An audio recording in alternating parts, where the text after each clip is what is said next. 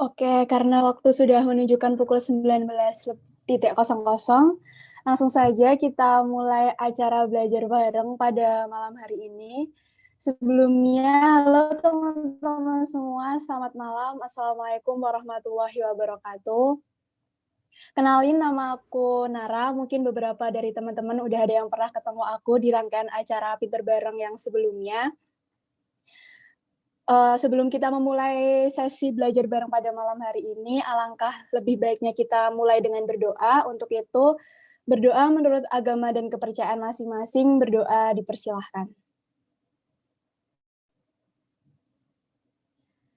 Amin. Oke, sebelumnya aku ingin menyampaikan beberapa hal terkait teknis belajar bareng pada malam hari ini. Yang pertama, teman-teman di sini semuanya dipersilahkan untuk on cam bagi yang mau on cam, karena siapa tahu dengan on cam feels belajar barengnya bisa lebih terasa dan kita bisa saling berbagi energi positif antara satu sama lain untuk saling belajar bareng pada malam hari ini. Yang kedua, sesi belajar bareng pada malam hari ini akan lebih santai, jadi teman-teman dipersilahkan kolom chat-nya kalau misalnya ada keresahan atau ada yang mau ditanyakan atau ingin sekedar menyapa kakak-kakak di sini, dipersilahkan banget untuk aktif di kolom chat. Selanjutnya, nanti setelah sesi pembahasan materi akan ada sesi tanya jawab, maksudnya sesi latihan soal lewat kuisis. Jadi teman-teman yang menghendaki untuk double device bisa dipersilahkan dari sekarang. Oke, tanpa berlama-lama lagi, jadi pada malam hari ini kita akan belajar konsep dasar ekonomi yang langsung nih diajar oleh mahasiswa Ilmu Ekonomi UGM, Profesor Naufal Muhammad Firdausyan. Kepada Mas Naufal dipersilahkan. Oke, thank you Nara. Selamat malam teman-teman semua. Assalamualaikum warahmatullahi wabarakatuh. Seperti yang sudah dikenalin Nara tadi, namaku Naufal Muhammad Firdausyan. Biasa dipanggil Opal atau Naufal, atau mungkin karena kalau kenal dari Instagramku taunya Movie, jadi manggilnya Movie. Jadi ada banyak kombinasi yang bisa dipanggil buat namaku. Sekarang sedang survive untuk bertahan di ilmu ekonomi FEB UGM. Jadi FEB itu ada 3 jurusan, akuntansi, manajemen, dan ilmu ekonomi. Walaupun kadang kalau ditanyain sama orang-orang jurusan apa ilmu ekonomi, tanyain lagi manajemen atau akuntansi, ya demikianlah dinamika anak ilmu ekonomi ya. Tapi by the way, terima kasih atas kesempatannya udah kasih kesempatan buat aku jadi bisa menyebutnya sebagai teman belajar teman-teman sekalian terkait dengan ekonomi. Karena ekonomi itu sebenarnya salah satu ilmu yang menarik, ilmu yang sebenarnya kalau kita belajar dalamannya, dasar filosofisnya itu sebenarnya apa ya, wow gitu loh. Karena ekonomi itu secara sederhana didefinisikan sebenarnya sebagai studi tentang memilih.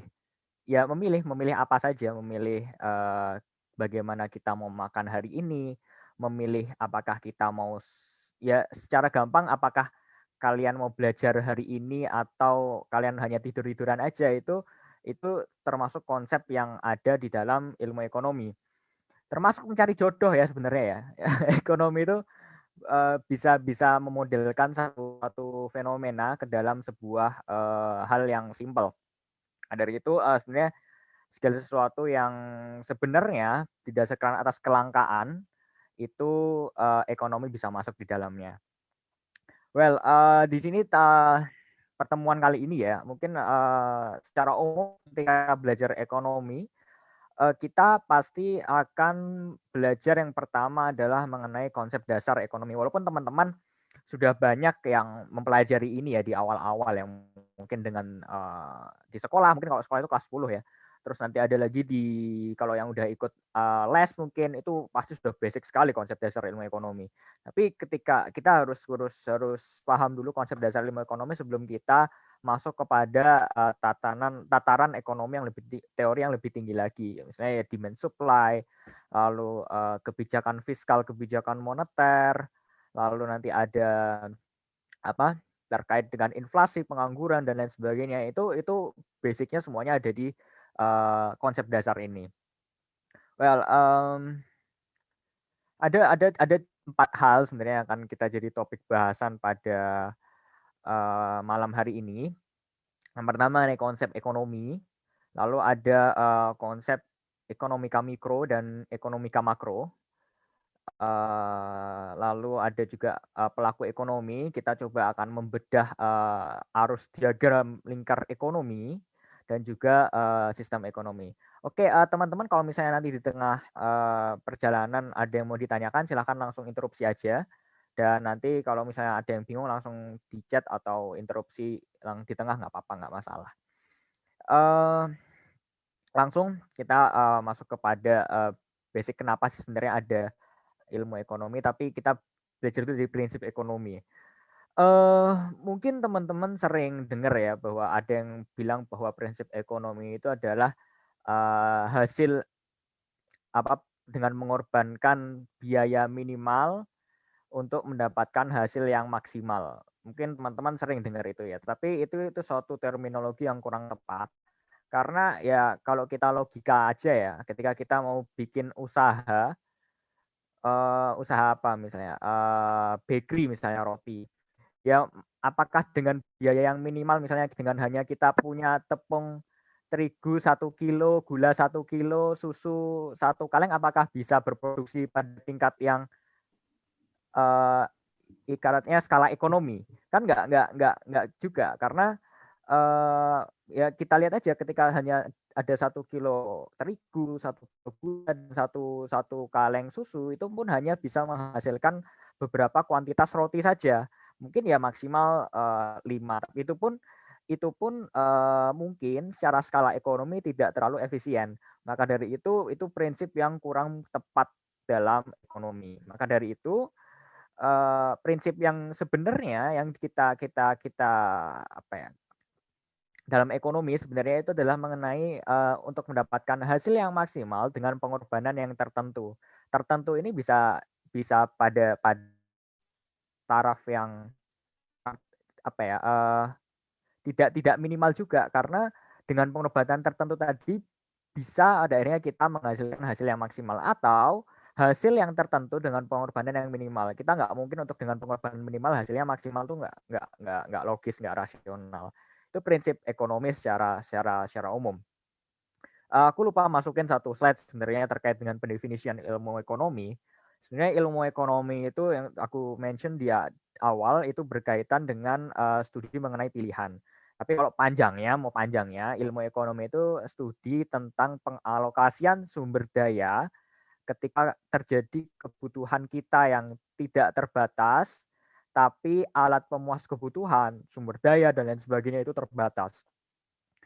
Kebutuhan kita kan banyak banget kan, dari yang mulai anak TK misalnya mainan, terus makan, apalagi ya dan semacamnya, yang SD misalnya dengan jajan, buku tulis, pensil, kertas dan lain sebagainya, sampai yang orang-orang yang sudah mapan misalnya ya perhiasan, terus rumah, tanah dan lain sebagainya. Sehingga kalau dituntut itu kebutuhan kita memang tidak terbatas, tidak ada batasannya karena manusia dasarnya itu adalah manusia itu dasarnya itu adalah serakah sebenarnya secara ekonomi. Secara ekonomi itu memang intinya manusia itu serakah. Jadi atas dasar asumsi tersebut maka dari itu kebutuhan manusia itu tidak terbatas. Walaupun demikian ya ini sedikit filosofis ya, kekayaan itu pun tidak jumlah barang atau harta itu tidak menentukan kekayaan seseorang gitu. Ini aku dari dosenku juga bahwa kekayaan seorang itu muncul ketika kita merasa cukup dengan apa yang kita miliki saat ini. Iya.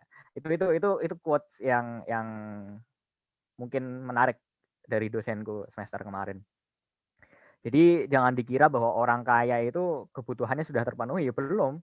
Bahwa orang kaya itu ya kebutuhannya pasti ada aja, dari engkau makan. Dia misalnya tinggalnya di Jakarta, terus nanti makan siangnya di Perancis, yuk nanti malamnya dinner di Inggris, terus balik-balik nanti besoknya ke Jepang kemana ya itulah kebutuhannya mereka. Jangan disamakan antara kebutuhan kita dengan kebutuhan mereka karena tentu kebutuhan tiap manusia itu berbeda. Gitu. Jadi ilmu ekonomi itu muncul dalam rangka untuk mengalokasikan sumber daya yang terbatas tadi. Jadi kita punya keterbatasan, punya constraint. Dengan sumber daya yang tadi ada itu, harapannya kita bisa mencapai kepuasan yang maksimal. Jadi dengan constraint, dengan batasan yang ada, gimana kita mengkombinasikan sumber daya itu, sehingga kombinasi tadi menghasilkan suatu kepuasan yang maksimal bagi diri kita. Dan itu kepuasan pun itu berbeda dari setiap individu, itu tergantung preferensinya. Nah ini berkaitan dengan tadi, bahwa kebutuhan manusia itu lebih banyak daripada alat pemuas kebutuhannya. Kebutuhan manusia itu ya kalau misalnya alat pemuas kebutuhannya itu ada semua, unlimited, ya nggak ada ilmu ekonomi. Ilmu ekonomi itu muncul karena ada gap yang cukup besar antara kebutuhan manusia dengan alat pemuas kebutuhan atau sumber daya ekonomi. Nah, hal ini akhirnya menimbulkan kelangkaan. Kelangkaan itu terjadi karena ada gap tadi itu. Sehingga bagaimana cara kita mengatasi kelangkaan ini, ya muncullah ilmu ekonomi sebenarnya. Ilmu ekonomi bagaimana kita mengalokasikan sumber daya yang terbatas ini, alat pemuas kebutuhan yang terbatas ini, gimana kita bisa mengkombinasikan seluruh alat pemuas kebutuhan ini sedemikian rupa sehingga kita bisa setidaknya memenuhi kebutuhan kita walaupun tidak semuanya. Tetapi dengan asumsi bahwa kebutuhan kita itu mencapai kepuasan yang maksimal. Gitu. Itu isi dasar dari ilmu ekonomi kenapa eksis dan ada. Nah, ini sebuah constraint ya, dalam artian gambaran yang paling simpel untuk menggambarkan sumber daya kita yang sebenarnya terbatas. Mari kita coba bayangkan ada 2 produk butter and gun. Ya, mentega dan senjata. Enggak tahu ya, aku kok ngasih contohnya senjata sama mentega. Ya mungkin kalau mau main senjata harus makan mentega dulu bagaimana, enggak, kurang tahu. Tapi gini, kita tahu bahwa ketika kita ingin karena dengan asumsi sumber daya kita terbatas, kita hanya punya sumber daya X gitu. Nah, dengan sumber daya X kita hanya bisa ketika kita memproduksi butter 10, mau nggak mau senjatanya 0 karena kita punya constraint X tadi itu. Nah, ketika kita ingin menambah, kita pengen mengkonsumsi senjata, ingin memproduksi senjata 1, maka kita harus mengorbankan produksi dari mentega tadi itu. Kita lihat, ketika kita ingin menambah produksi senjata senilai 1, maka kita harus mengorbankan 2 kuantitas dari mentega untuk kita tidak produksi. Begitu seterusnya sampai ternyata gunnya itu 5 dan sampai butternya 0. Berarti dengan sumber daya X bisa menghasilkan butter maksimal 10 tapi senjatanya 0, atau butternya 0, senjatanya 5. Itu pun kombinasi di antara yang ada di tabel ini itu menggambarkan posisi yang sama. Jadi indifference. Orang mau di 10 0 itu nggak masalah, 8 atau 1 nggak masalah, 4 ketika masalah, 0 sama 5 nggak masalah. Istilahnya itu indifference. Mau pilih yang 10 0 ya aku suka, pilih yang 8 atau 1 saya suka gitu. Jadi ini istilahnya kalau secara ekonomi indifference. Mau milih apa aja suka gitu. Butter and gun. Nah, kita gambarkan dalam bentuk grafik. Ilmu ekonomi itu tidak akan lepas dari yang namanya grafik. Jadi teman-teman kalau misalnya mau masuk ilmu ekonomi jangan berpikiran bahwa nggak ada matematikanya, nggak ada grafiknya. Itu suatu hal yang kurang tepat karena every semester in economics kamu akan menemukan matematika, kalkulus, nggak ada ya, kalkulus, diferensial, dan lain sebagainya. Karena untuk memodelkan semacam ini kita memang memerlukan matematika dan tentunya grafik ya. Nah, Ini grafik dari konsep keterbatasan kita tadi, production possibility frontier. Nah, ketika kita memproduksi pada titik D. Titik D itu adalah kondisi yang ya bisa kita katakan hampir seimbang ya dengan asumsi bahwa indifference tadi, bahwa setiap orang punya preferensinya masing-masing.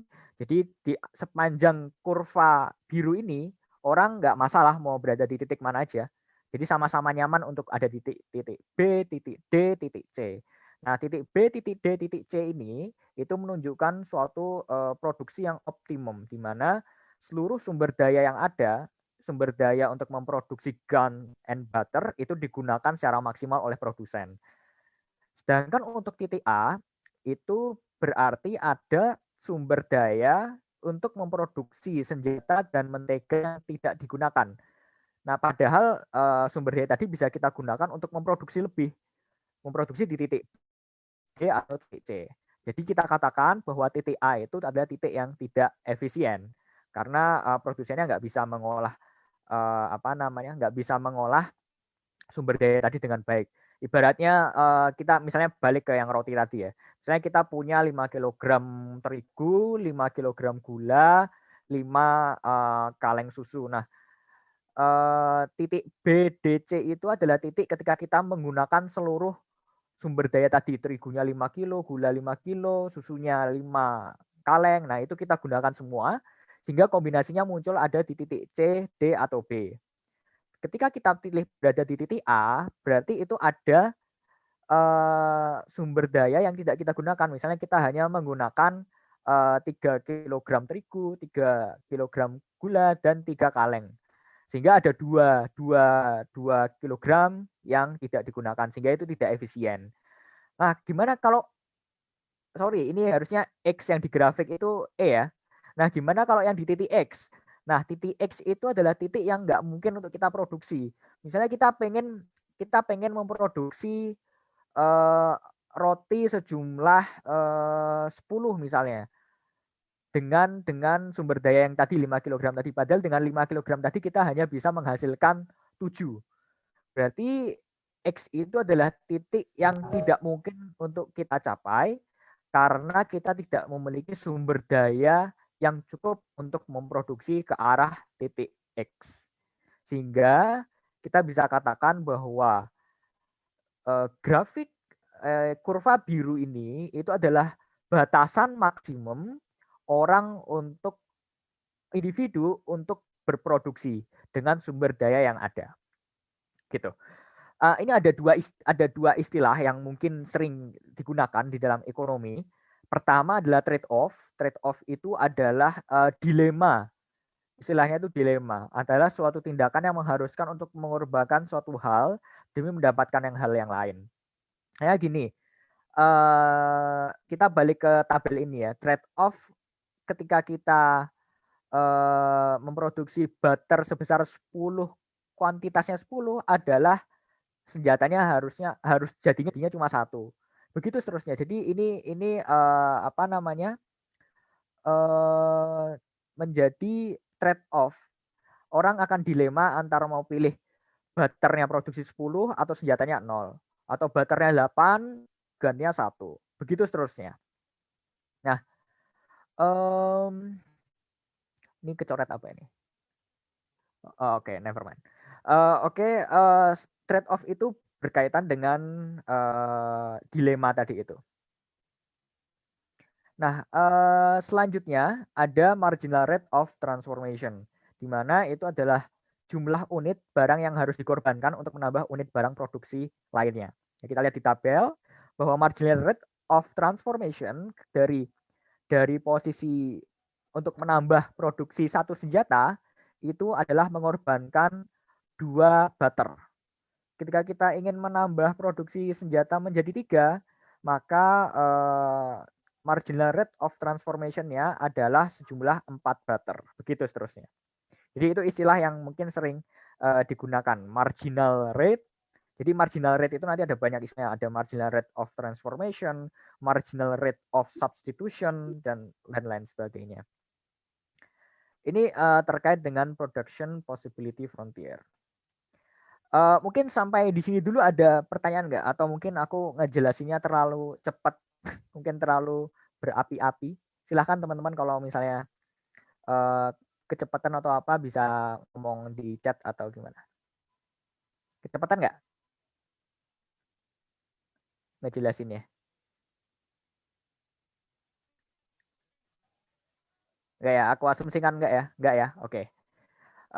Oke, itu gitu terkait dengan kelangkaan. Jadi kita tidak mungkin untuk mendapatkan semuanya di dalam perekonomian karena kita mempunyai keterbatasan sumber daya. Ya sama ketika kita mencari jodoh, wah, karena kita tidak bisa mendapatkan yang sempurna karena ada keterbatasan di antara setiap manusia gitu. Itu terkait dengan Oke, ada contoh lain dari marginal rate of transformation nggak? Sebenarnya gini, marginal rate of transformation itu adalah intinya adalah berapa jumlah unit barang yang harus kita korbankan untuk menambah unit barang produksi lainnya. Misalnya gini, aku seorang produsen pengen memproduksi antara roti dengan apa ya, roti tawar dengan cookies misalnya. Nah, dengan sumber daya misalnya kita cuma punya 5 kilogram tepung, 5 kilogram gula, dan 5 kaleng susu misalnya. Dengan sumber daya itu, aku hanya bisa memproduksi sekian roti dan sekian cookies. Misalnya dengan sumber daya segitu, kita hanya bisa memproduksi 10 cookies dan 0 roti misalnya. Nah, untuk kita menambah produksi roti, kita harus mengorbankan jumlah cookies yang kita produksi. Karena kita hanya punya 5 kilogram terigu, 5 kilogram gula, dan 5 kaleng susu misalnya. Kita punya batasan itu gitu loh. Nah, untuk supaya kita bisa menambah produksi cookiesnya, maka kita harus mengorbankan produksi dari rotinya.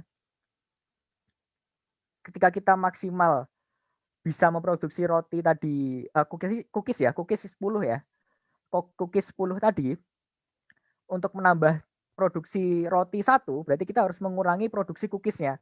Misalnya dengan mengurangi jadi 8, berarti kita nanti dapat 1 roti. Nah, itu jumlah selisih atau delta dari delta dari cookies 10 ke 8, yaitu 2, itu adalah marginal rate of transformation dari aku memproduksi barang itu tadi. Gitu udah jelas mungkin? Atau kurang jelas atau gimana? Oke, ya itu terkait dengan marginal rate of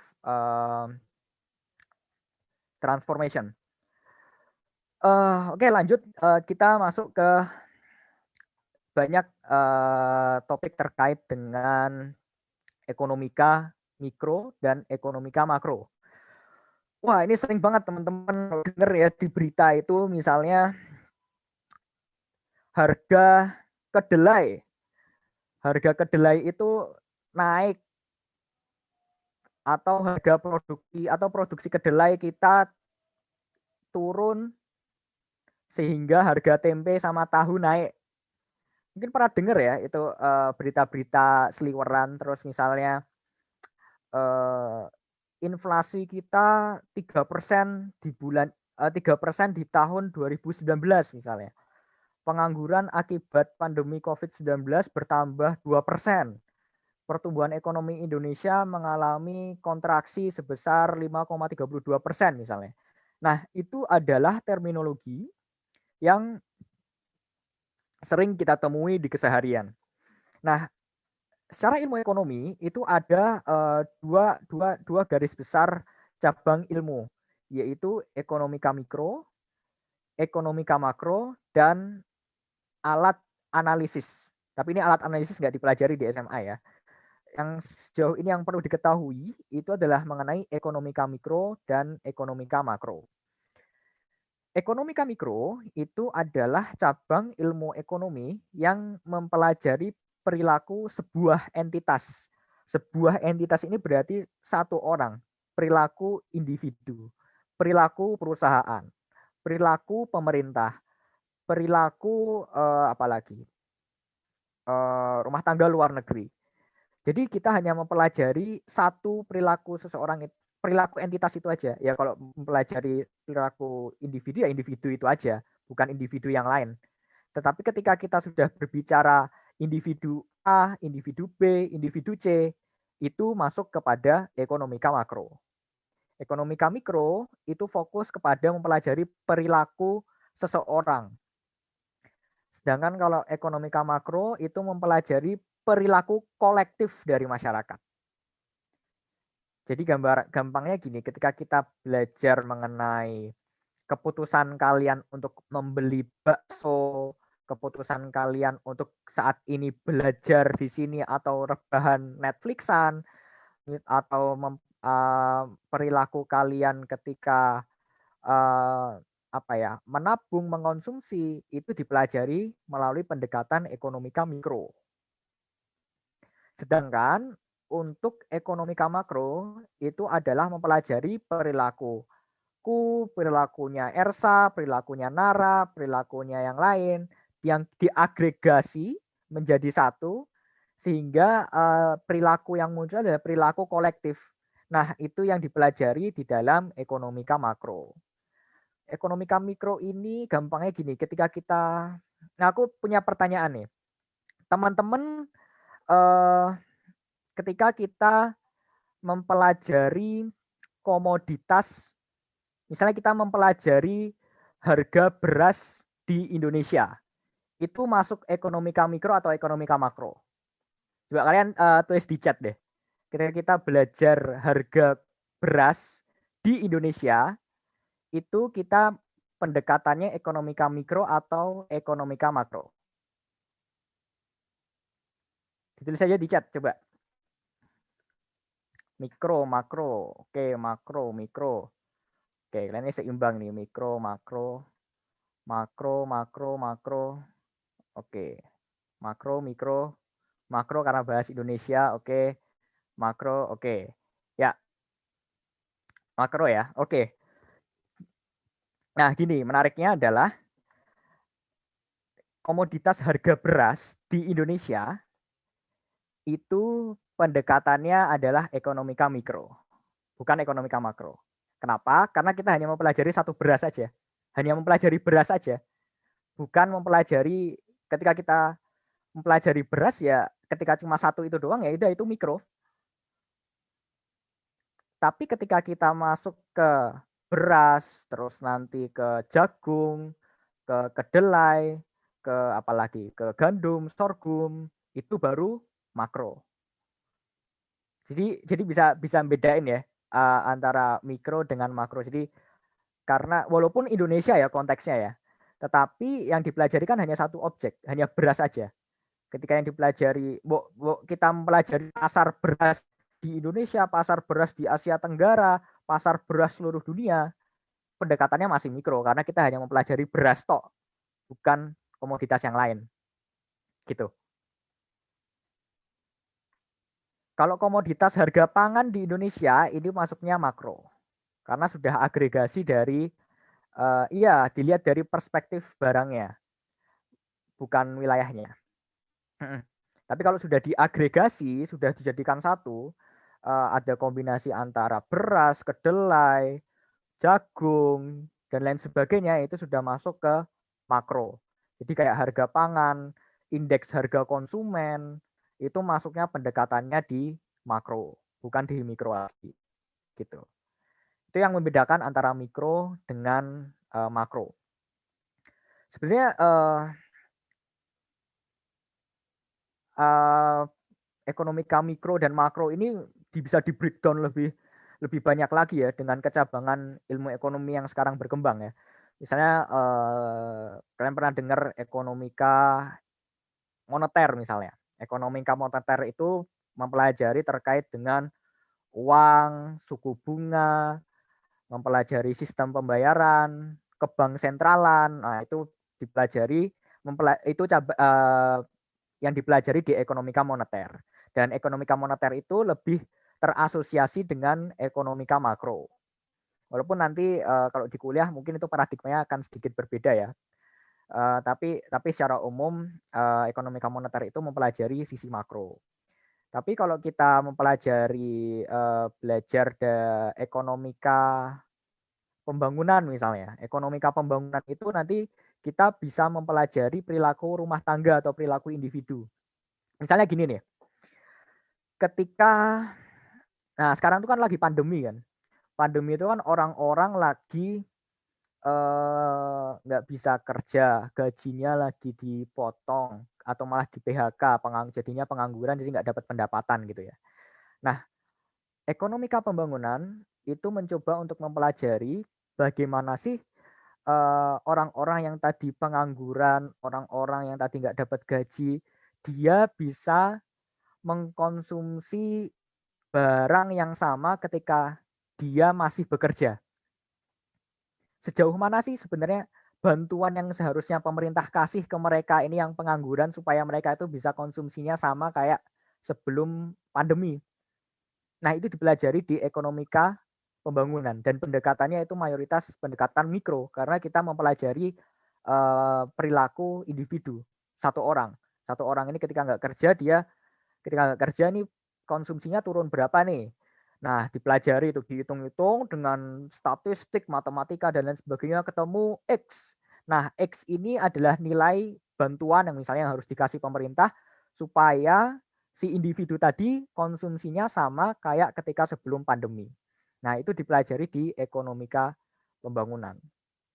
Ada lagi ekonomika publik. Ekonomika publik itu belajar tentang government expenditure, government revenue, taxation, subsidi, cukai, itu dipelajari di ekonomika publik berkaitan dengan anggaran, penerimaan mengenai perilakunya pemerintah dalam perekonomian. Ada lagi ekonomika internasional. Ekonomika internasional itu mempelajari perdagangan, mempelajari kenapa sih kok negara yang berdekatan itu perdagangannya lebih banyak daripada negara yang berjauhan. Kenapa suku bunga di Amerika, suku bunga bank sentral di Amerika itu sangat mempengaruhi perekonomian global. Nah, itu dipelajari di ekonomika internasional. Jadi teman-teman mungkin kalau tertarik di ilmu ekonomi itu gambaran umum terkait dengan apa yang dipelajari selama ini di ilmu ekonomi. Nah, menariknya juga ilmu ekonomi mempelajari juga terkait kenapa tuh Netflix itu harus dipajekin. Kenapa WA itu berbayar. Kenapa kok apalagi? Kenapa kok ketika kita beli makanan di restoran itu kita harus bayar pajak restoran? Kenapa harus ketika kita beli Tesla, beli mobil itu, Tesla itu mahal banget tuh, 1,5 M tuh. Padahal harga di Amerika sana nggak sampai 1,5 M. Apa yang buat mahal? Yang buat mahal itu adalah pajaknya. Karena dia kena pajak penjualan barang mewah. Jadi kayak termasuk juga kayak Harley Davidson tuh. Harley Davidson itu kan pajak penjualan barang mewahnya itu 100% lebih. Jadi kenapa harganya bisa sampai ratusan juta ya karena pajaknya juga tinggi gitu. Walaupun ada wacana ya untuk yang Tesla tadi, kalau kalian update Tesla itu kan mobil listrik ya, dia mau masuk ke Indonesia, mau invest di Indonesia. Pemerintah lagi proses untuk ngilangin pajak penjualan barang mewahnya sehingga harga Teslanya itu nggak sampai 1,5 M. Bisa bisa cuma ratusan juta nggak sampai MM-an. Walaupun ada blunder juga ya, kita nggak tahu listriknya tuh diproduksinya pakai apa. Jadi ibaratnya kalau kita pakai Tesla tuh sudah ramah lingkungan ya. Padahal listriknya pun masih diproduksi pakai batu bara, pakai apa. Itu rada bener dikit, tapi itu ya itu isu-isu belakangan lah. Nah, itulah yang gambarannya sejauh ini dipelajari di ilmu ekonomi, baik ekonomika mikro maupun ekonomika makro. Oh ya, satu hal. Istilahnya kenapa aku nyebutnya bukan ekonomi makro, tapi ekonomika. Sebenarnya ekonomika ini adalah serapan yang benar dari ilmu ekonomi.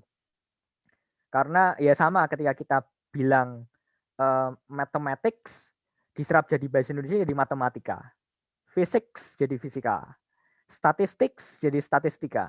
Economics ya ekonomika berarti. Gitu. Oke, sampai di sini ada pertanyaan nggak terkait dengan ekonomika mikro, makro, dan kecabangannya? Monggo langsung di chat aja kalau misalnya ada pertanyaan.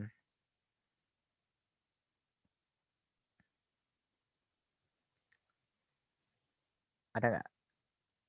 Ekonomika mikro, makro.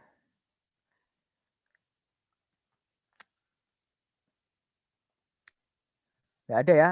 Oke, aku asumsikan nggak ada. Kita lanjut ke apa habis ini aku lupa nih.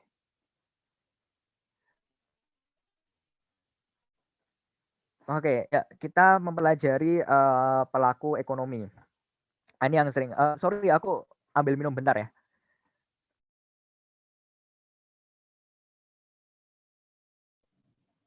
Oke, aku izin masuk. Jadi buat teman-teman yang mungkin mau minum juga dipersilahkan karena kalau kata Aqua kurang minum bisa menurunkan konsentrasi dan fokus. Jadi buat teman-teman dipersilahkan untuk minum dulu.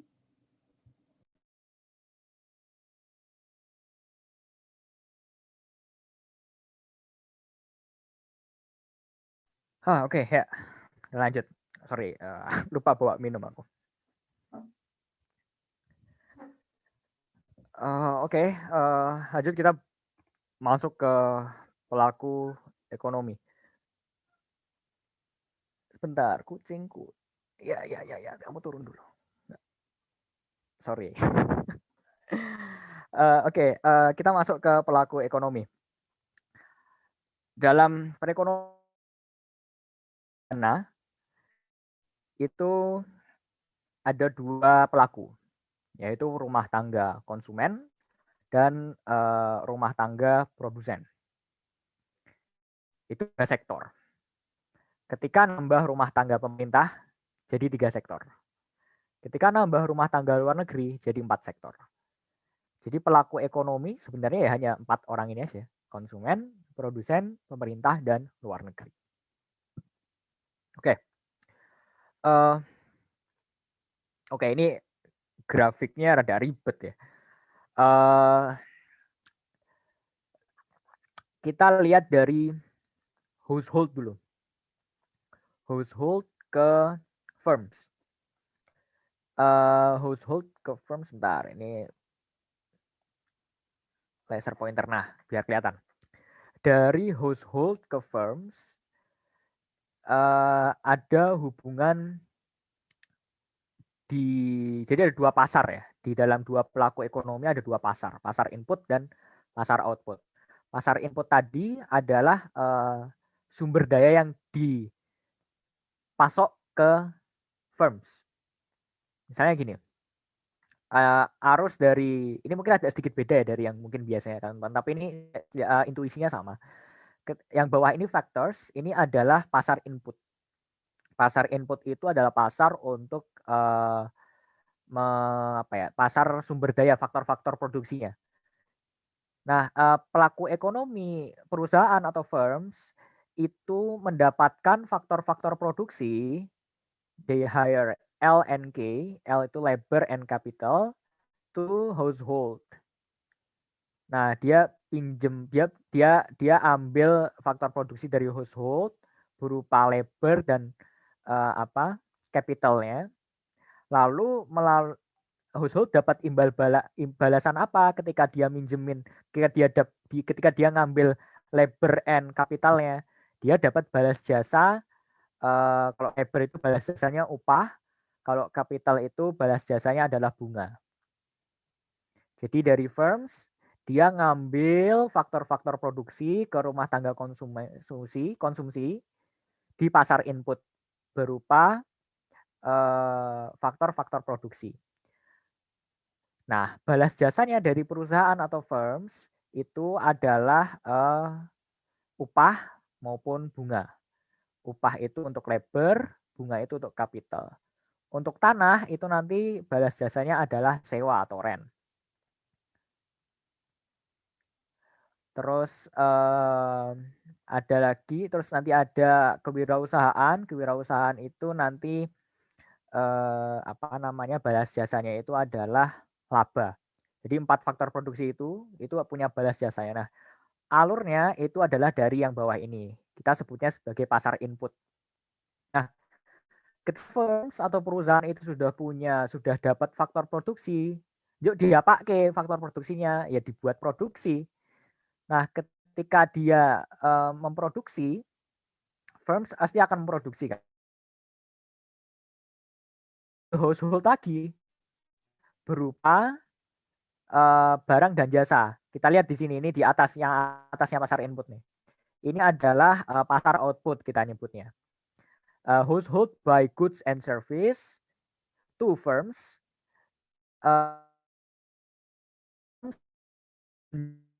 Barang dan jasa kepada household. Itu beli barang dan jasa ke firms, firms itu menjual barang dan jasa ke household. Nah, balas jasanya nanti ya pembayaran atas barang dan jasa itu tadi. Nah, ini perekonomian dua sektor. Sederhana sekali ini. Ini mungkin ada di sistem ekonomi yang tradisional mungkin, yang masih ada di pedalaman. Jadi ada orang yang memproduksi, ada orang yang membeli. Nah, ini sederhana sekali, tapi yang sering kita di kehidupan nyatanya realnya ya mungkin hanya di sistem ekonomi yang tradisional. Untuk dua sektor dulu ada pertanyaan nggak sebelum kita ke 3 sektor sama 4 sektor? Household ke firms, kalau di pasar output itu sifatnya beli barang dan jasa. Sedangkan kalau dari firms perspektifnya adalah dia menjual barang dan jasa. Sedangkan kalau di pasar input, si household ini ngirim faktor-faktor produksinya, lalu nanti household ini akan dapat income dari faktor produksinya melalui balas jasanya tadi. Oke, labor itu tenaga kerja, capital itu modal. Sorry ya kalau aku pakai terminologi bahasa Inggris kalau di ekonomi, jadi memang seringnya pakai bahasa Inggris. Jadi sorry kalau misalnya kurang jelas langsung tanyain aja. Labor, capital, tanah, dan tanah rent itu sewa. Dan kalau misalnya kewirausahaan, balas jasanya itu adalah laba. Gitu, ini perekonomian dua sektor. Lalu kita masuk ke 3 sektor. 3 sektor itu muncul keberadaan rumah tangga pemerintah. Rumah tangga pemerintah itu adalah rumah tangga yang dia menjadi regulator, menjadi yang punya kuasa atas negara untuk mengatur negara. Apa hubungan antara household firms dengan pemerintah? Ada di sini. Ada di bagian bawah sini nih. Household dia pay taxes to government. Firms also pay taxes to government. Household bayar pajak ke pemerintah, firms juga bayar pajak ke pemerintah. Dalam bentuk apa kalau household? Ya mungkin pajak pertambahan nilai atau pajak penghasilan atau nanti pajak apa lagi? Yaitu pajak pertambahan nilai, pajak penghasilan itu yang dibayar oleh household. Sedangkan untuk firms itu ya bayar pajak, pay taxes for sales-nya, penjualannya. Pasti kan di setiap penjualan barang itu kan ada tax-nya kan, ada pajaknya.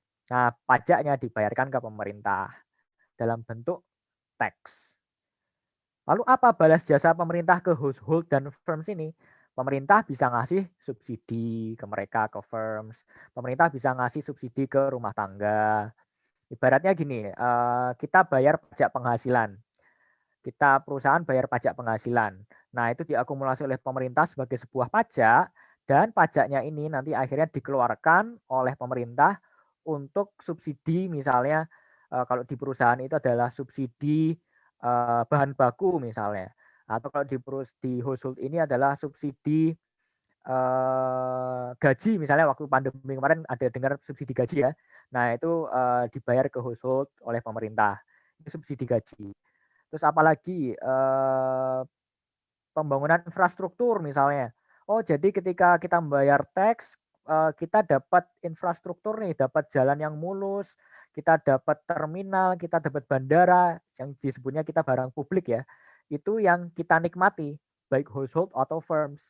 firms pun bisa merasakan pembangunan infrastruktur dengan misalnya, oh dengan jalannya halus, dengan lebih cepat, cost dia untuk logistik jadi lebih rendah misalnya.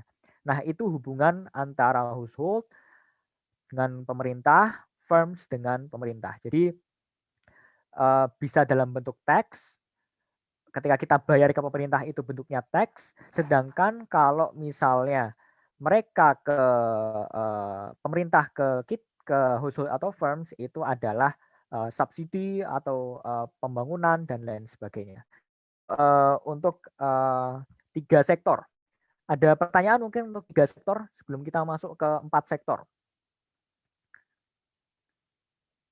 Kalau mau ditanyain di chat aja, silahkan.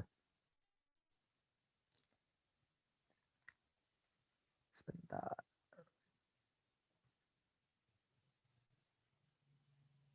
Ada? Oke, cukup ya. Oke. Itu 3 sektor hubungannya antara pemerintah, household, and firms.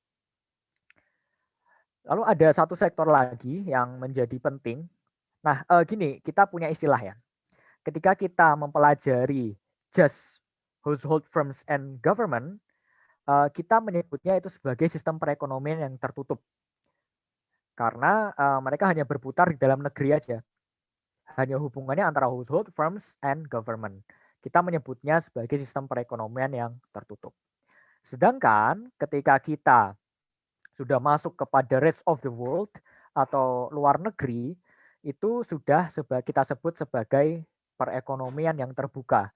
Dia terbuka dengan masyarakat dunia, masyarakat luar negeri. Sehingga muncul yang namanya perdagangan.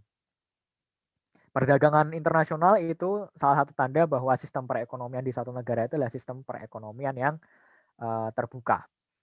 Karena mayoritas negara saat ini pun ya sistem perekonomiannya terbuka, walaupun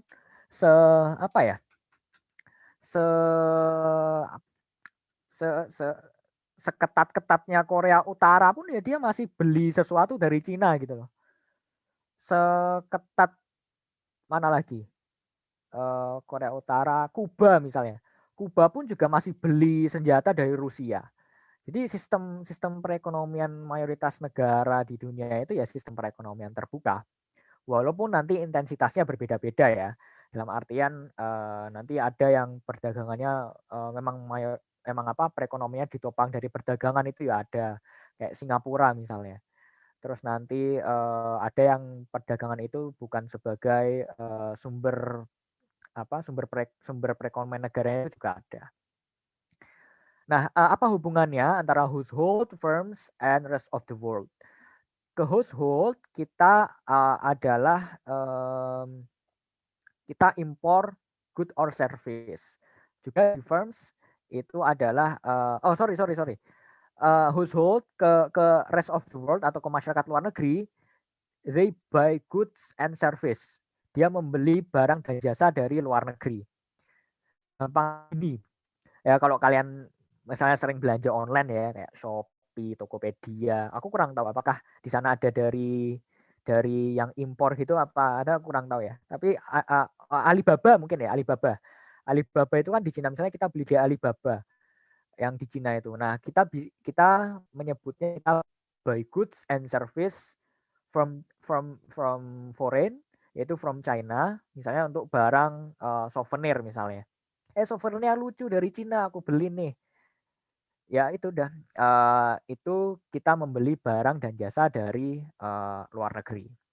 Lalu kalau firms itu adalah mereka bukan membeli, tapi mereka sell goods and service. Dia menjual barang yang dia produksi ke luar negeri. Nah, kayak gitu. Jadi household itu beli goods and service dari luar negeri. Ya misalnya kita beli sesuatu dari China lewat Alibaba tadi. Lalu ada juga yang firms, kalau misalnya dia produknya emang sudah berlebihan di dalam negeri, terus akhirnya dia jual ke luar negeri ya. Misalnya gini lah, aku produsen manggis lah. Aku punya kebun manggis di rumah misalnya, di belakang rumah. Oh ternyata di dalam negeri itu permintaannya sudah terpenuhi, masih ada sisa 10 ton misalnya ini. Nah, 10 tonnya itu sisanya yang kita ekspor ke luar negeri. Kita menjual barang kita ke luar negeri. Nah, dari rest of the world ini pun bisa juga berhubungan dengan pemerintah. Dia membayar pajak. Jangan dikira ekspor impor tuh nggak ada pajaknya ya. Ekspor impor tuh tetap ada pajaknya. Tapi istilahnya kita adalah pajak penjualan itu ada, pajak penjualan luar negeri, dan juga ada bea masuk, bea keluar. Jadi yang aku jelasin tadi juga, yang ada kenapa Harley Davidson harganya mahal, kenapa Tesla harganya mahal ya, karena dia kena bea masuk dan bea keluar yang cukup tinggi, dan itu memang double. Ada yang kena bea masuk terus kena pajak lagi, jadi makanya jadi mahal. Nah, apa yang diberikan pemerintah kepada rest of the world ini, ya pemerintah ngasih kemudahan kebijakan perdagangan, misalnya dengan relaksasi, jadi dihapus bea masuknya. Sorry, bentar. Oke, baterainya habis. Ya, oke. Misalnya pemerintah ngasih kemudahan ke masyarakat luar negeri untuk masukin barangnya ke Indonesia, untuk ekspor dan lain sebagainya. Jadi jangan dikira impor itu apa ya? Jangan dikira impor itu sesuatu yang buruk ya. Karena walaupun ya sering dengar ya, wah kita impor beras, kita impor kedelai, kita impor apa. Jangan dikira bahwa itu buruk. Ya gini, gampangannya gini, kita mau nggak mau impor suatu komoditas karena kita nggak bisa memproduksi di dalam negeri. Gimana caranya kita bisa makan roti kalau kita nggak impor gandum? Karena Indonesia nggak bisa memproduksi gandum karena cuacanya, iklimnya nggak cocok untuk menanam gandum. Mau nggak mau kita harus impor gandum gitu. Jadi jangan dikira bahwa impor itu suatu hal yang buruk. Ya mungkin buruk, at some point akan buruk ya ketika kita tidak mempertimbangkan hal-hal lain dalam negeri. Tetapi ketika produksi dalam negeri memang tidak bisa, kapasitasnya nggak bisa, ya mau nggak mau memang kita harus impor. Jadi gitu, impor ekspor. Ada pertanyaan terkait ini? Di chat aja, monggo silahkan. Kalau misalnya ada yang kurang jelas atau muter-muter, kadang karena sering cerita gitu, kadang ngomongnya ini ke sini gitu. Gimana? Ada yang mau tanya, teman-teman? Oke, udah jelas. Yang lain udah jelas juga. Yang lain udah jelas ya, aku asumsikan udah. Kalau nggak ada yang tanya berarti aku asumsikan udah. Oke, kita lanjut.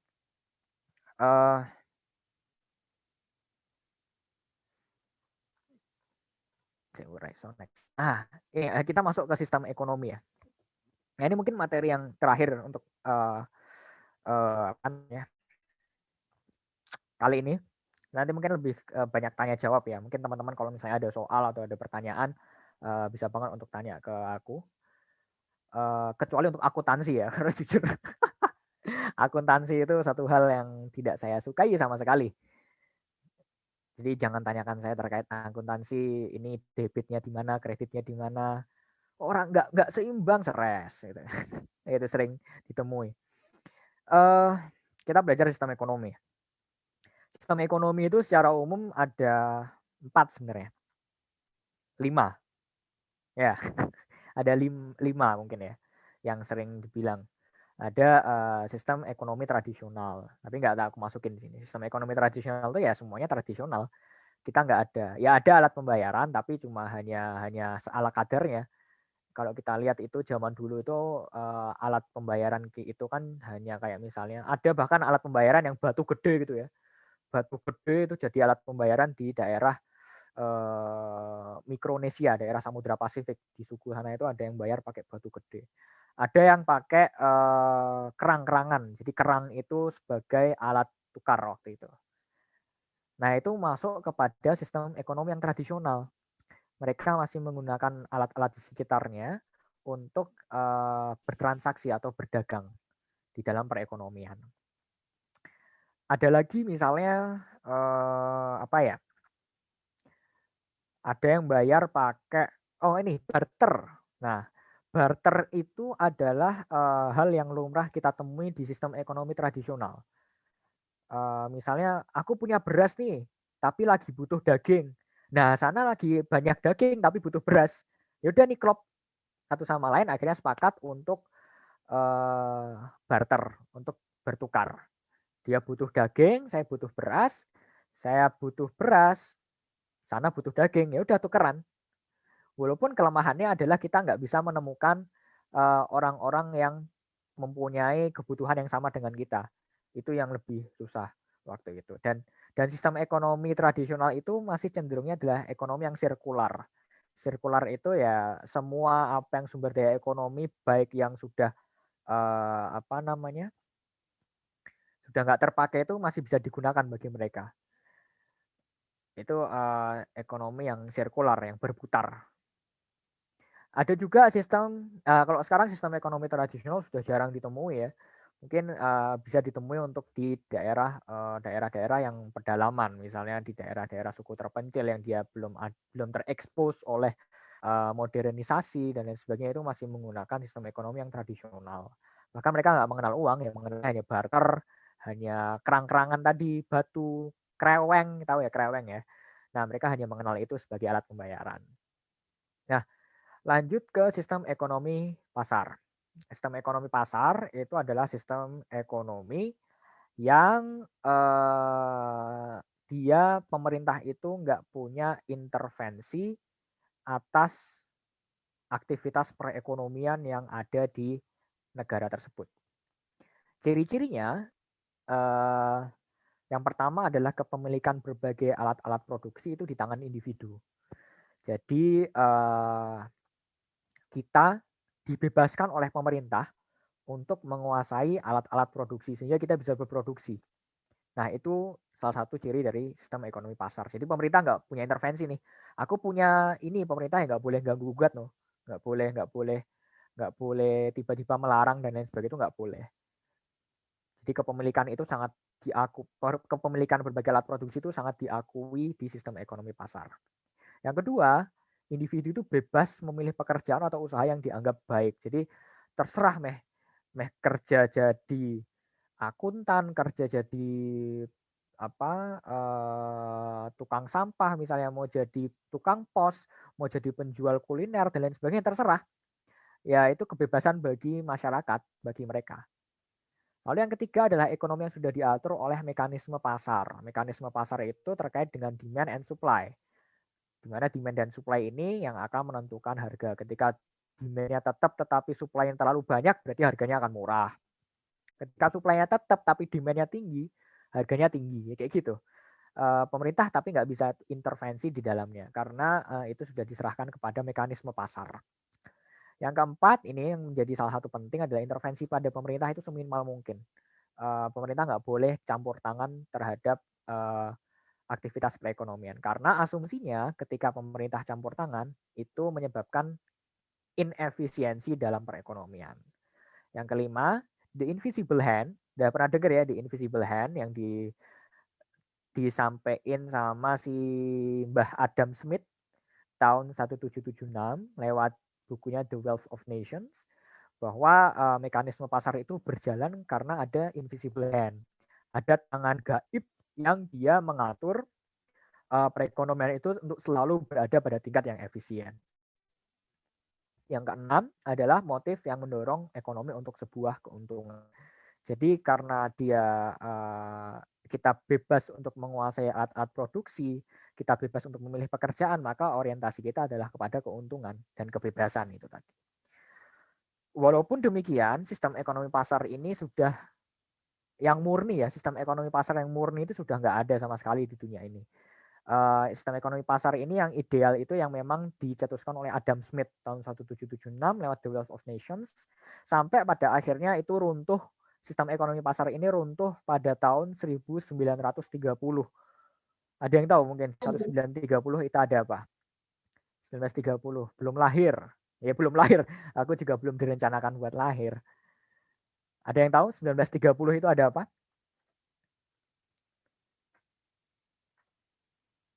Ada yang tahu 1930? itu 15 tahun sebelum Indonesia merdeka. Kita masih dijajah sama Belanda. 1930, ada yang tahu belum tahu ya. Jadi 1930 itu muncul depresi besar, The Great Depression. Karena kita terlalu menyerahkan sistem kita kepada pasar, sistem ekonomi kita kepada pasar, pasar pada akhirnya ternyata sampai kepada titik yang jenuh. Titik yang dia nggak bisa lagi invisible hand-nya udah hilang. Jadi yang menghasil bukan efisiensi tapi inefisiensi. Nah, karena 1930 ini ekonomi pada hancur, pengangguran tinggi, deflasi dan lain sebagainya, pada akhirnya muncul si yang namanya John Maynard Keynes. Keynes ini mengenalkan adanya intervensi pemerintah di dalam pasar. Sehingga pasar bisa kembali kepada tingkat yang efisien. Nah, ini yang lahir sebagai tonggak lahirnya ekonomika makro. Karena ekonomika makro itu ada intervensi pemerintah di dalamnya. 1930 itu. Nah, akhirnya nanti teorinya Keynes itu berpengaruh sampai sekarang. Mungkin kalau kalian belajar di ilmu ekonomi, nanti kalau mau masuk ilmu ekonomi nanti akan dibedah lagi Keynes itu nanti pengaruhnya apa aja ke ekonomika makro gitu. Jadi sistem ekonomi pasar sekarang yang murni itu sudah nggak ada, sudah hilang. Sekarang pun semua perekonomian pasti ada intervensi dari pemerintah. Walaupun ada negara-negara yang memang masih memiliki ciri-ciri di sini, misalnya kepemilikan berbagai alat produksi itu masih banyak negara, terus ekonomi yang sudah diatur mekanisme pasar itu masih ada negara yang punya ciri-ciri itu, tapi tidak ada yang murni sampai pemerintah intervensinya nol itu nggak ada. Terus ke sistem ekonomi, bentar nggak bisa next. Nah, sistem ekonomi terpusat atau sistem ekonomi komando, sistem ekonomi sosialis. Bukan sistem ekonomi komunis ya, beda lagi itu. Kalau komunis ideologi. Jadi sistem ekonomi terpusat ini kegiatan perekonomiannya jadi kebalikan sama si pasar. Dia kegiatan perekonomiannya dari sebuah produksi, distribusi, dan konsumsi yang ditetapkan oleh pemerintah dengan peraturan negara. Bedanya dengan pasar, individu nggak punya kebebasan nih buat melakukan aktivitas perekonomian, produksi, distribusi, konsumsi. Mereka produksi, distribusi, konsumsinya diatur oleh pemerintah. Hei, kamu hanya bisa konsumsi segini, kamu hanya bisa produksi segini. Jadi pun harganya pun ditetapkan oleh pemerintah. Harganya X ya udah X, nggak bisa naik, nggak bisa turun, gitu. Itu sistem ekonomi terpusat. Jadi kebalikannya sama si pasar. Individu nggak bisa milih pekerjaan juga, karena pekerjaannya diatur oleh pemerintah. Misalnya daerah wilayah provinsi ini kerjaannya harus di garment semua, diproduksi baju semua. Di daerah ini harus jadi ini semua. Jadi diatur semuanya oleh pemerintah. Nah, ini hak-hak milik produksi perorangan juga swasta tidak diakui. Jadi jarang ditemui perusahaan-perusahaan swasta di sistem ekonomi yang terpusat. Dan juga ada alat-alat produksi dikuasai oleh negara. Ini gambarannya sistem ekonomi yang terpusat. Oke, negara mana yang sistem ekonominya terpusat? Jadi gini, ini kondisi yang utopis ya sebenarnya, kondisi yang tidak kita temui secara real, seluruhnya memenuhi gitu ya. Karena ya mungkin yang masih mendekati sistem ekonomi terpusat itu ya kayak semacam Korea Utara, terus ada apalagi Kuba mungkin ya, Kuba, terus dan negara-negara yang dia kecenderungannya negaranya adalah negara-negara sosialis atau negara yang bahkan komunis. Semua pasti sekarang itu negara-negara nggak ada yang memang murni menerapkan sistem ekonomi pasar atau sistem ekonomi yang terpusat. Nah, negara-negara di dunia sekarang itu lebih memilih untuk sistem ekonomi adalah sistem ekonomi campuran. Jadi kombinasi antara sistem ekonomi pasar, jadi yang baik-baik di sistem ekonomi pasar diambil, yang baik-baik dari sistem ekonomi terpusat itu diambil. Jadi ada sistem ekonomi campuran, di mana pemerintah yang membatasi pihak swasta dalam sektor tertentu. Misalnya untuk sektor-sektor yang menyangkut hajat hidup orang banyak, itu dikuasai oleh pemerintah. Misalnya kayak listrik, air, energi itu harus dikuasai oleh pemerintah. Karena kalau misalnya diserahkan kepada swasta, nanti swasta terlalu mementingkan keuntungan, padahal listrik, air itu salah satu kebutuhan primer kita, ya kita nggak bisa mengakses, maka muncul kelangkaan. Jadi ya gitu, sistem ekonomi campuran. Jadi yang menyangkut hajat hidup orang banyak itu pasti akan diambil oleh pemerintah. Terus pemerintah juga mewenang untuk campur tangan dalam mengatur mekanisme pasar melalui berbagai kebijakan ekonomi. Jadi kebijakan ekonomi yang menstabilkan pasar. Terus juga ada juga pemerintah yang mengakui hak milik perseorangan selama tidak merugikan kepentingan masyarakat umum.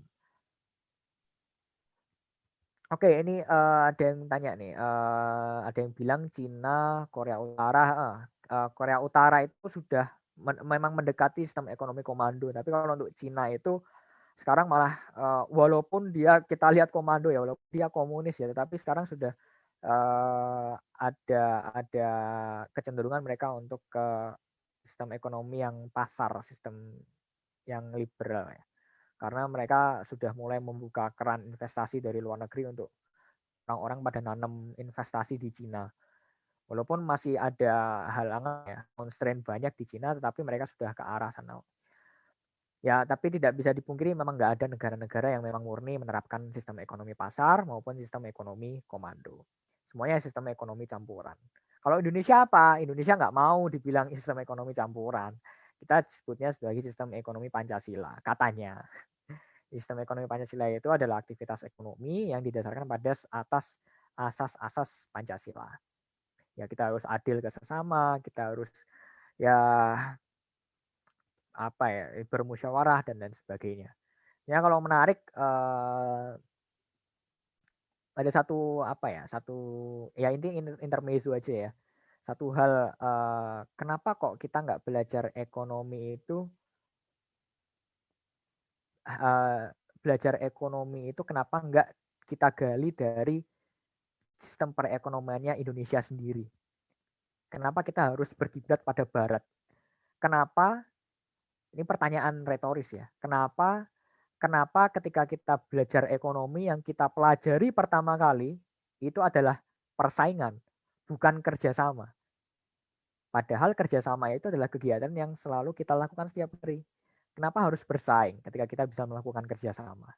Itu pertanyaan retoris ya sebenarnya, filsafat terkait ekonomi. Tapi lupakan, itu nggak bakal keluar di SBM, nggak keluar di UTBK ya. Jadi itu terkait dengan sistem ekonomi. Ada pertanyaan nggak terkait sistem ekonomi? Kayaknya udah deh, ini materi terakhir deh.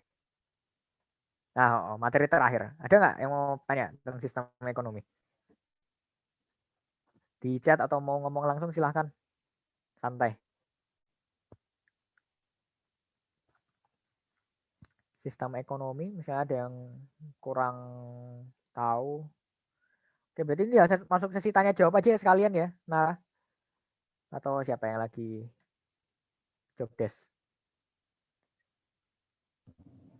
Oke, boleh Mas. Ini bisa langsung masuk sesi tanya jawab dulu sebelum nanti setelah ini bakal ada sesi latihan soal. Itu monggo silahkan kalau mau tanya lewat mic atau lewat chat silahkan. Oke, ada pertanyaan yang masuk nih Mas. Oke, stop share dulu ya kok. Ya. Oke, apresiasi dan depresiasi. Wah, ini mungkin lompat jauh ya. Apresiasi dan depresiasi. Apresiasi dan bentar. Apresiasi dan depresiasi. Oke. Ya, apresiasi dan depresiasi itu masuknya di dalam kajian ekonomika makro terkait dengan mata uang. Jadi apresiasi itu adalah di mana kondisi mata uang kita menguat secara relatif terhadap mata uang asing. Apresiasi. Dan itu dilakukan karena terjadi karena adanya mekanisme pasar, mekanisme demand and supply. Kalau supply dolarnya banyak, ya berarti rupiah kita menguat. kalau supply dolar banyak, rupiah kita turun. Tapi kalau supply dolarnya sedikit, rupiah kita menguat gitu. Jadi simpelnya gitu. Itu apresiasi, menguat, melemah. Terus depresiasi itu kebalikannya, apresiasi itu menguat, depresiasi itu melemah. Dan itu terjadi mata uang yang melemah secara relatif terhadap mata uang asing. Ini konsepnya sebenarnya mengenai demand supply ya, depresiasi mata uang.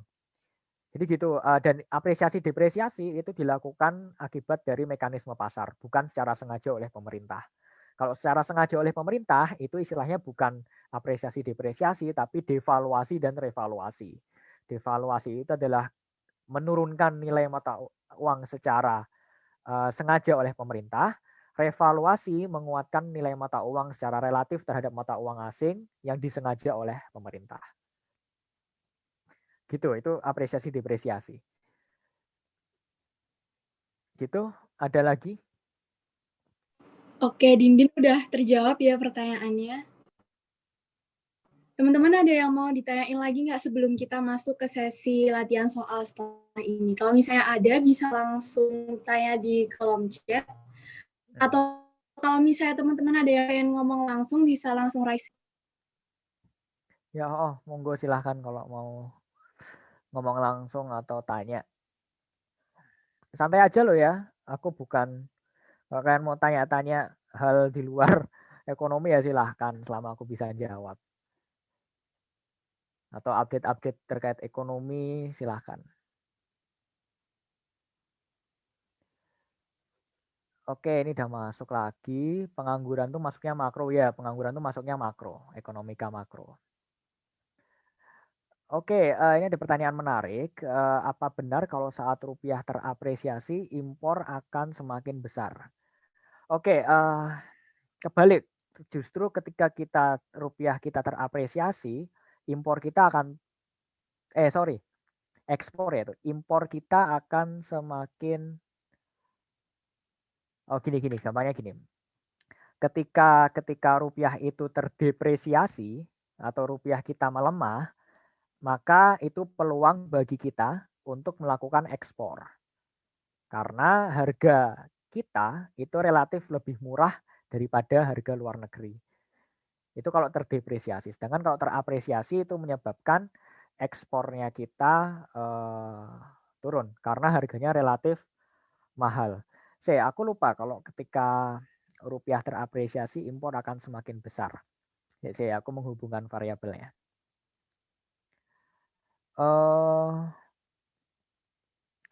Aku harus baca textbook lagi, sorry. Karena aku belum nemu intuisinya ya. Aku kirim emailku di sini ya. Kita coba diskusi di email nanti yang masalah ini. Bisa email ke aku itu pertanyaannya, nanti aku jawab di email, atau nanti kamu email ke emailku ini terus nanti aku bisa, biar aku tahu emailmu nanti aku jawab lewat email. Gitu. Aku harus baca dulu ya, sorry, karena nggak semua hal aku tahu gitu. Karena ya tahulah hanya mahasiswa yang seperti ini, jadi tidak tahu hal-hal yang banyak. Gitu. Nanti email aja ya ke tempatku, nanti aku berusaha jawab. Gitu. Oke, begitu ya Saverina. Buat teman-teman lain yang mungkin juga pengen diskusi tentang ekonomi sama Mas Naufal, bisa di-save emailnya, mungkin kedepannya bisa diskusi lebih lanjut. Oke, Boleh selain banget. Saverina, ada yang mau ditanyain lagi? Oke, kakak jurusan apa? Oke, PTN mana Maya kalau boleh tanya tahu? nih, Kak. Oke. Aku di ilmu ekonomi UGM. Di ilmu ekonomi UGM angkatan 2019. Gitu. Oke, teman-teman mungkin ada yang nanya lagi. Oke. Kan di Indonesia sistem ekonominya Pancasila katanya. Kalau di posisi orang luar kita mandang Indonesia kira-kira mandang Indonesia seperti apa? Orang luar mandang Indonesia sistem ekonominya campuran. Tapi kita menyebut diri kita sebagai sistem ekonomi Pancasila karena ya Pancasila itu kan ideologi negara kita ya. Justru sistem ekonomi yang baik itu dari beberapa pandangan orang ya, sistem ekonomi yang baik itu sistem ekonomi yang digali dari nilai-nilai yang berkembang di dalam masyarakat. Seharusnya ketika masyarakat kita adalah masyarakat yang kerjasama, ya basis ekonomi kita adalah basis ekonomi yang kerjasama. Oke, jadi gitu, orang luar memandang kita sistem ekonominya campuran. Kita memandang diri kita sebagai sistem ekonomi Pancasila, karena sistem ekonomi Pancasila ya kalau kita lihat memang hampir mendekati sistem ekonomi campuran, tapi tidak murni sama. Karena ada beberapa unsur-unsur yang memang berbeda gitu antara sistem ekonomi Pancasila dengan sistem ekonomi campuran. Gitu. Terus ada lagi sistem ekonomi campuran itu sama enggak kayak sistem ekonomi liberal atau bebas? Beda. Jadi beda banget, sistem ekonomi campuran itu ada intervensi pemerintah di dalamnya. Sedangkan kalau sistem ekonomi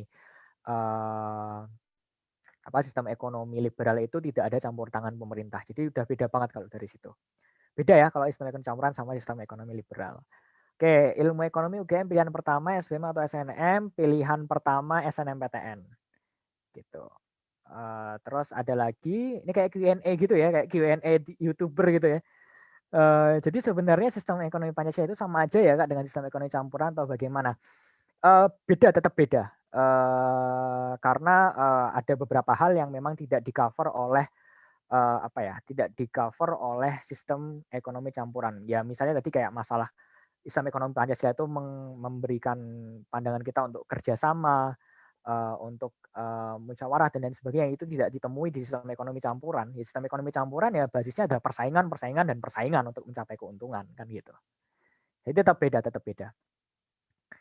Oke, ada pertanyaan lagi dari Bambang Gunardi. Wah, maaf Kak, saya mau tanya pendapat Mas Novel tentang kondisi ekonomi saat pandemi saat ini bagaimana ya Kak? Atau akan ada inflasi atau seperti apa? Oke, maaf sedikit melenceng. Oke, gini, ini mungkin sedikit intermezzo ya. Kita bisa memandang ekonomi pandemi itu dari banyak hal. Dari sisi konsumennya atau dari sisi produsennya. Atau gampangannya gini deh, teman-teman udah pernah itu belum? Belajar terkait pendapatan nasional yang ada konsumsi plus investasi plus government expenditure plus net export. Pernah?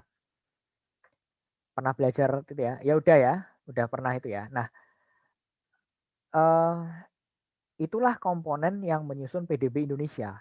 C plus I plus G plus X min M. Nah, komponen-komponen ini tadi ketika ada pandemi turun semua, terutama dari sisi konsumsi kita. Jadi jangan dikira ketika kita konsumsi, kita boros itu buruk buat perekonomian tuh enggak. Justru ketika kita boros, kita konsumsi banyak itu malah bagus buat perekonomian. Ya karena salah satu komponen penghitungan pendapatan nasional kita ya konsumsi itu. Dan konsumsi ini masuk ke dalam mayoritas sekitar 50% PDB Indonesia. Jadi PDB Indonesia itu 50% disokong dari sisi ekonomi, dari sisi konsumsi. Apalagi saat pandemi kayak gini. Kalau pandemi kayak gini, orang-orang nggak punya pekerjaan, orang-orang nggak punya, mereka nggak bisa konsumsi. Nah, akhirnya C-nya ini turun, konsumsinya ini turun. Sehingga kita pernah dengar bahwa Indonesia itu mengalami resesi atau kontraksi. Jadi pertumbuhan ekonomi kita minus di tahun ini ya karena konsumsinya kita juga turun. Pandangannya ya pemerintah memang harus mengembalikan kepada setidaknya minimal pada kondisi yang lebih baik atau yang tidak parah. Minusnya tuh nggak semakin minus banget gitu loh. Ya intervensi pemerintah caranya adalah dengan melakukan bantuan sosial, dengan bantuan langsung tunai, dengan ngasih kartu prakerja, dengan ngasih bansos yang sembako itu, dengan bantuan subsidi bagi pengangguran, subsidi subsidi bagi pekerja, terus ada lagi subsidi bantuan modal bagi UMKM. Nah, itulah usaha pemerintah supaya konsumsinya masyarakat ini bisa naik. Kenapa masyarakat dikasih fresh money bukan barang? Ya supaya masyarakat membelanjakan uangnya itu. Sehingga uangnya itu nanti bisa menyusun komponen C dalam PDB tadi yang sudah turun drastis. Gitu. Jadi kondisinya emang pandemi emang menyebabkan apa ya? Kondisinya cukup pelik ya.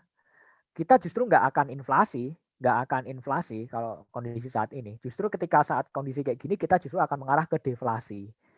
Deflasi itu adalah kondisi di mana harganya pada turun. Kenapa turun? Karena orang-orang pada nggak mau beli.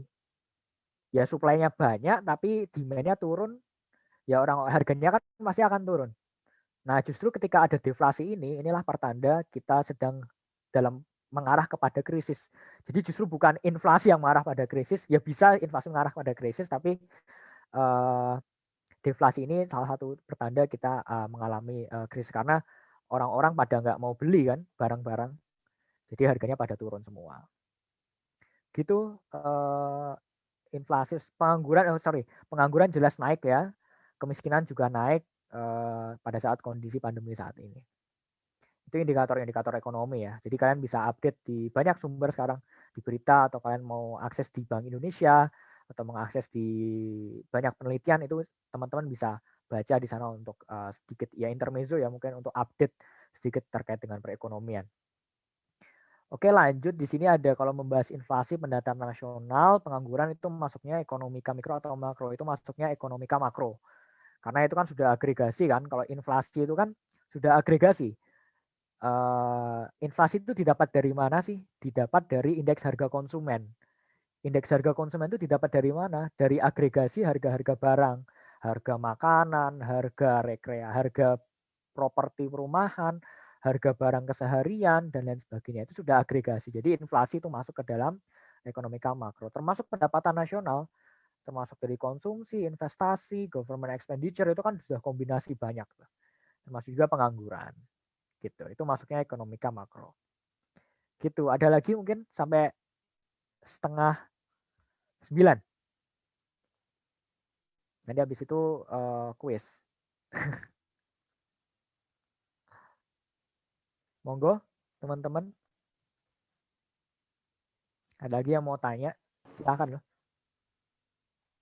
Oke, kalau misalnya belum ada pertanyaan, kita bisa masuk ke kuis dulu. Siapa tahu nanti Ya. teman-teman bisa mendapatkan pertanyaan-pertanyaan setelah kuis. Jadi teman-teman panitia mohon bantuannya buat share link kuisisnya. Wah, aku pengen nyoba bentuknya gimana nih kuisis.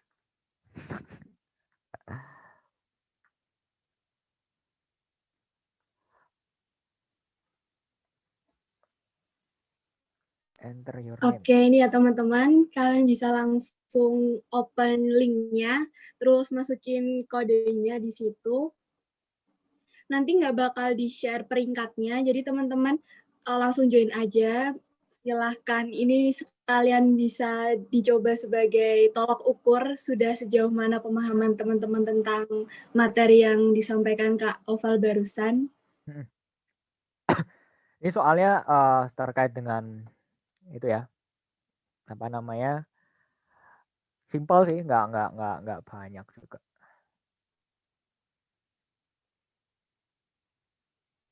Wah, nama-namanya macam-macam ya. Oh, ini kayak itu ya, kayak apa namanya, satu platform yang sama tuh apa namanya, aku lupa. Kuisis, Kahoot ya, kayak Kahoot ya, kayak Kahoot. Iya, mirip Kahoot.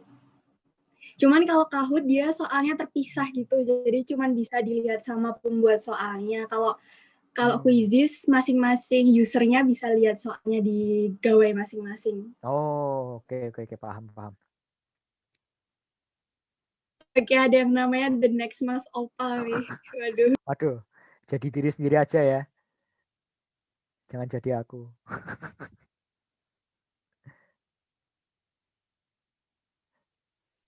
Oke, teman-teman, ini startnya dimulai 20:25. Jadi buat yang belum join, silahkan masih ditunggu. 28. Tunggu sampai, ini pesertanya berapa? 56 ya. Tunggu sampai 35 coba.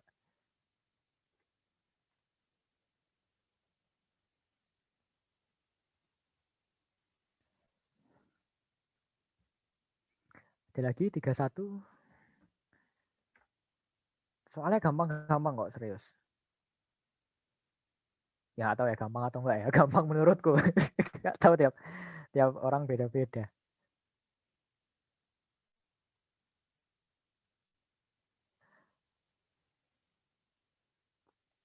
32, ayo 32. 33, ayo 33. 33, 33, 33, 34 ya sampai 35 yuk. Iya. 33, 33, 34, satu lagi 35. 35 kita mulai ya. Oke. Ada lagi yang mau masuk? Oke, kita start ya. 36. Calon mantu, amin. Yuk, lanjut. Ya, kita start aja yuk.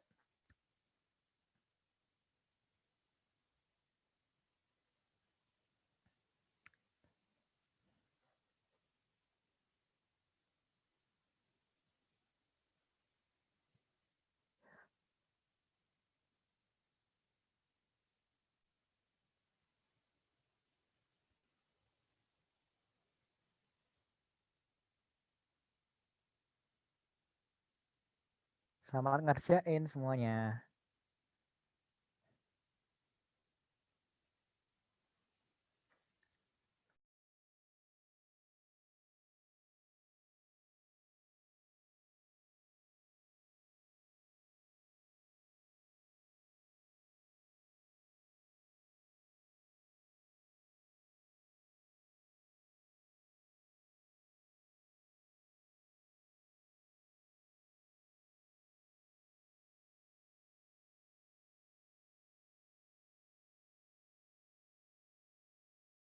Karena setelah dilihat-lihat teman-teman udah banyak yang selesai, jadi langsung saja kita beranjak ke sesi berikutnya, yaitu sesi pembahasan soal dari kuis yang sudah tersampaikan tadi.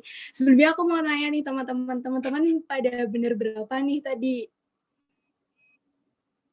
Soalnya gampang loh harusnya. Gampang, insya Allah gampang sih. Minimal salah, maksimal salah 2 deh. 1 malah salah 1 harusnya. Pada bener berapa nih teman-teman? Salah 3, salah 3. Bener 8, oke. Kemarin soalnya dadak ya aku, jadi sebenarnya mau dibuat 20 apa 25 gitu, tapi karena bentrok sama tugas kuliah jadi belum sempat banyak.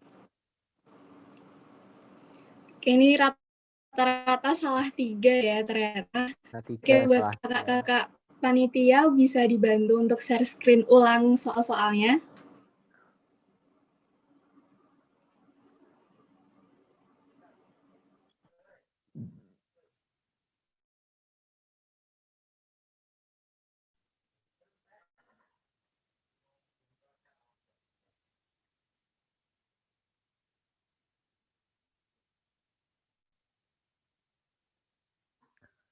Oke, ya. Ilmu ekonomi itu terbentuk karena ya B, karena alat kebutuhan manusia yang tidak terbatas dengan alat pemuas kebutuhan yang terbatas. Bukan karena tuntutan undang-undang juga ya, ilmu ekonomi itu ada, juga karena keberadaan pelaku rumah tangga konsumsi perusahaan. Depresi besar itu ya menyebabkan ilmu ekonomi muncul juga, tapi ilmu ekonomi terus munculnya buku The Wealth of Nations itu bukan sebagai alasan terbentuknya ilmu ekonomi, karena ilmu ekonomi sebenarnya sudah terbentuk sejak zaman-zaman tradisional dulu, walaupun belum diteorikan gitu. Jadi ilmu ekonomi itu terbentuk karena adanya kebutuhan manusia yang tidak terbatas dengan alat pemuas kebutuhan yang terbatas. Kalau nggak alat, ya tadi tuh yang aku bilang bahwa kalau kebutuhan manusia itu tidak terbatas, sedangkan alat pemuas kebutuhannya juga tidak terbatas, ya nggak ada, ya ilmu ekonomi nggak ada gitu. Jadi alasan utama kenapa ilmu ekonomi ada ya B. Gitu. Oke, yang nomor 2. Lanjut. Nomor 2 itu apa yang terjadi ketika memproduksi di titik A. Titik A kita memproduksi, ya kita munculnya ketidakefisienan dalam proses produksi. Karena ada sumber-sumber produksi yang seharusnya bisa kita gunakan, tetapi tidak kita gunakan. Nah, karena ada sumber daya yang tidak terpakai. Nah, kalau A itu tidak ada sumber daya yang mampu memproduksi pada kombinasi produksi tersebut itu adalah yang X. Titik X itu penjelasannya yang A. Yang B itu titik keseimbangan itu nggak ada penjelasan lebih lanjutnya ya. Jadi itu multitafsir, jadi abaikan aja. Terus yang D, kombinasi produksi yang efisien karena jumlah produk mentega dan senjata sama-sama seimbang. Itu juga pengecoh aja, nggak karena di kurva biru itu semuanya seimbang gitu loh. Baik di titik B, titik D maupun titik C. Di semua itu seimbang semua. Jadi indifference, kita mau milih D bisa, C bisa, B bisa, tergantung preferensi kita masing-masing. Yang E, jumlah mentega terproduksi berada pada titik yang maksimal itu adalah di titik C. Jadi titik A itu jawabannya yang C. Gitu. Oke, lanjut yang nomor 3. Oke, di antara fenomena-fenomena berikut yang menjadi objek studi dalam ekonomika mikro ini udah dibahas ya, udah aku bocorin ya. Kondisi pasar komoditas beras di Indonesia, jawabannya A. Sisanya udah jelas ya, inflasi itu ekonomika makro, produk domestik bruto itu makro, ada inflasi pengangguran itu makro, krisis finansial itu juga makro. Jadi jawabannya udah jelas yang A. 3A. Oke, nomor 4, lanjut. Oke, balas jasa dari faktor produksi modal itu bunga. Kalau sewa itu balas jasa dari faktor produksi tanah. Upah atau gaji itu balas jasa dari faktor produksi tenaga kerja. Profit itu balas jasa dari faktor produksi kewirausahaan. Kalau kredit itu cuma ngecoh aja gitu. Gitu. Oke, nomor 5. Oke, ini teman-teman mungkin pernah dengar ya, ceteris paribus itu apa? Sering dibilangin ceteris paribus. Ketika harga naik, jumlah barang yang diminta akan turun, ceteris paribus. Ceteris paribus itu artinya adalah menganggap bahwa faktor-faktor lain itu dianggap konstan atau tetap atau tidak berubah. Jadi nomor 5 itu ceteris paribus. Fallacy of composition itu adalah terminologi yang mengatakan bahwa kondisi yang aku lupa fallacy of composition. Oke, nanti aku cari dulu ya fallacy of composition apa. Kalau vice versa itu kebalikannya. Misalnya gini, ketika harga suatu barang itu naik, maka jumlah barang yang diminta akan turun. Vice versa. Vice versa itu berarti adalah ketika harga barangnya itu turun, maka jumlah barang yang diminta itu akan naik. Jadi vice versa itu istilahnya kebalikannya. Sedangkan untuk sebentar ya.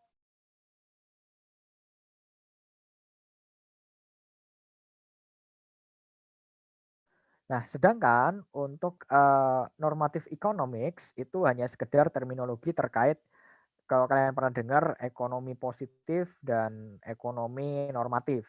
Ekonomi positif itu keadaan sebenarnya yang ada di faktanya seperti apa, sedangkan normative economics adalah kondisi yang seharusnya terjadi. Mungkin kalian bisa baca lagi itu ya, normative and positive economics. Opportunity cost itu biaya peluang, cuma di bahasa Inggrisin aja. Kayak gitu itu nomor 5. Nanti yang fallacy of composition aku cari lagi ya. Aku lupa pendefinisiannya. Itu kalau nggak salah itu suatu hal yang kecil, suatu hal yang dilakukan oleh seseorang itu belum tentu baik untuk orang lain. Kalau nggak salah ya. Ini aku klarifikasi lagi. Ke nomor 6, dalam diagram arus sirkular ekonomi, arus pasar input dari rumah tangga konsumsi ke rumah tangga produsen adalah faktor-faktor produksi yang disuplai. Karena faktor input, pasar input ya, harusnya dari konsumen ke produsen, itu yang disuplai adalah faktor-faktor produksi. Sedangkan untuk pembayaran atas barang atau jasa yang diproduksi, itu ada di pasar output.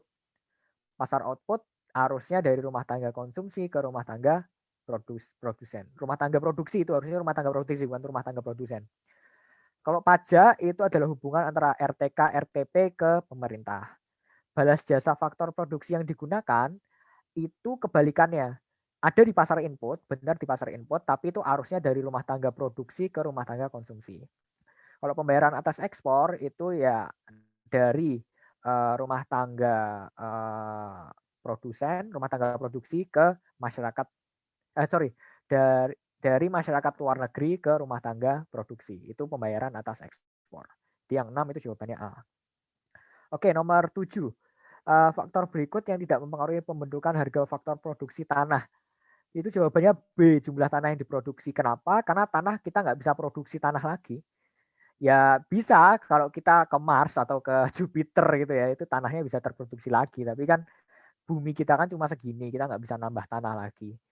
Ya beda kasus kalau kita reklamasi ya, itu di luar konteks. Tapi secara umum kita nggak bisa nambah jumlah produksi tanah. Jadi yang lain kayak lokasi, produktivitas lahan. Kalau lokasi itu jelas ya, daerah-daerah yang di dekat kampus itu kan harga tanahnya lebih mahal daripada daerah-daerah yang ada di pedesaan. Terus produktivitas lahan misalnya, oh ini ternyata setahun bisa menghasilin 1 ton. Yang ada 2 tanah nih misalnya, tanah A, tanah B. Tanah A itu bisa ngasilin per tahun beras 1 ton. Tanah B bisa ngasilin 2 ton. Dengan luas yang sama, maka tanah B itu kan lebih produktif. Berarti harganya tanah B itu pasti akan lebih mahal daripada harga A secara rasional. Lalu ada permintaan atas properti. Properti itu terkait dengan perumahan, daerah-daerah bisnis, pokoknya bangunan. Bangunan itu kan berdiri di atas tanah kan. Berarti ketika permintaan atas properti itu meningkat, so demand for land itu naik juga. Lalu ada biaya administratif pengurusan tanah. Ya, ini sebenarnya tidak terlalu relate banget, tetapi ini akan berpengaruh pada harga tanah itu sendiri. Gitu, nomor 7. Nomor 8.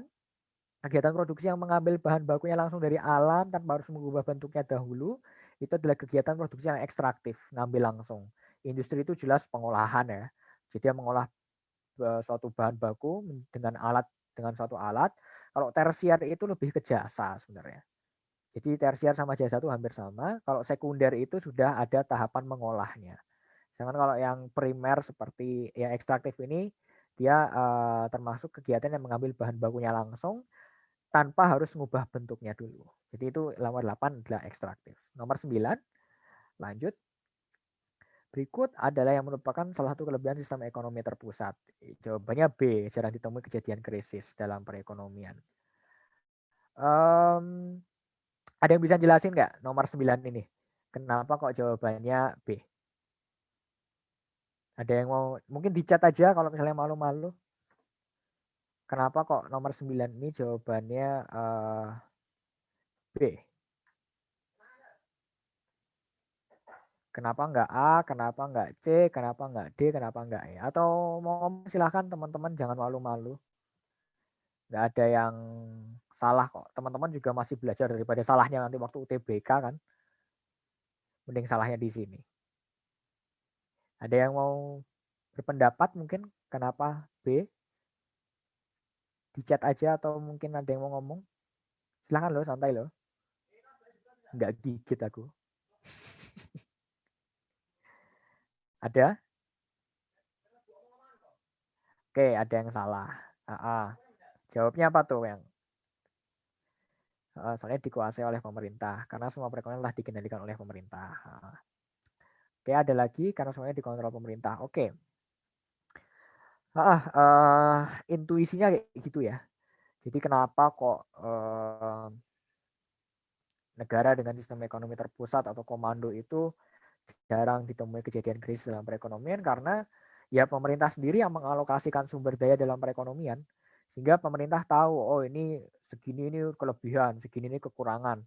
Jadi akan lebih gampang dikontrol oleh pemerintah dalam mengalokasikan sumber daya. Ya termasuk juga persebaran perekonomian bisa jadi lebih merata ya. Bisa jadi lebih merata tapi tidak selalu pasti rata. Nah, itulah yang menyebabkan kenapa negara yang sistem ekonominya terpusat itu jarang ditemui kejadian krisis karena mereka perekonomiannya diatur dan pemerintah tahu seberapa besar kapasitas perekonomian negaranya. Gitu. Kalau munculnya inovasi dalam perekonomian akibat inefisiensi itu justru keunggulan dari sistem ekonomi pasar. Karena kan sistem ekonomi pasar itu kan orang-orang akan bersaing kan. Bersaing itu nanti kaitannya dengan harga, dengan kualitas. Jadi ketika dia bisa supaya dia produknya unik dan jarang ditemui, maka dia harus melakukan inovasi supaya dia bisa bersaing dengan produk-produk lainnya.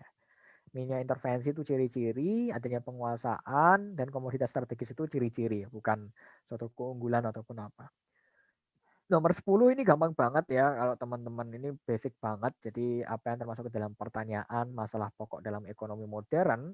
Ekonomi modern itu pertanyaannya ada 3. Ada apa yang akan diproduksi, what, atau nanti ada bagaimana memproduksi barang itu tadi, how, and for whom, untuk siapa barang atau jasa tersebut diproduksi.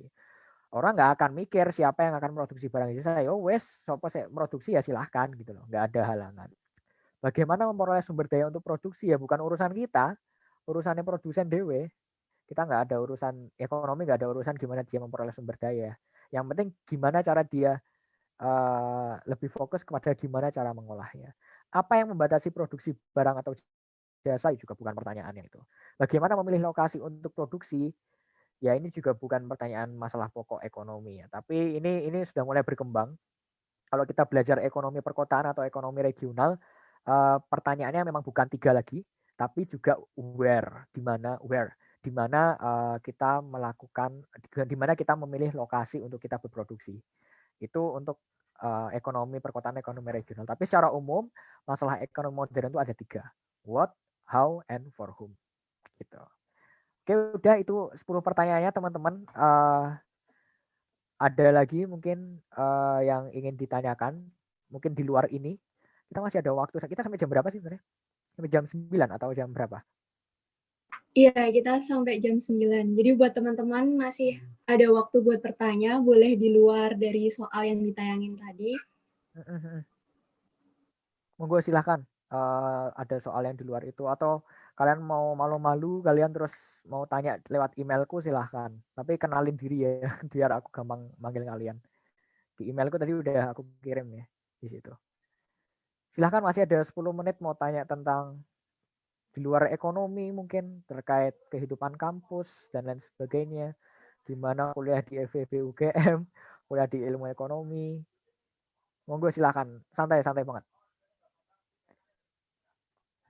Di chat atau di... Ya mungkin buat teman-teman yang masih pengen tahu tentang FEB UGM juga boleh banget langsung ditanyain di kolom chat.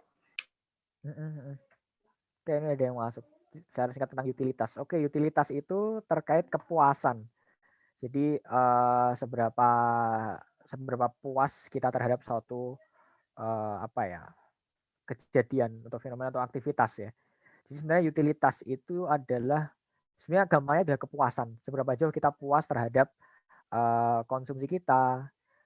Utilitas itu lebih kepada konsumsi ya. Seberapa jauh kita puas terhadap konsumsi kita, berapa utilitas kita ketika kita mengkonsumsi suatu barang.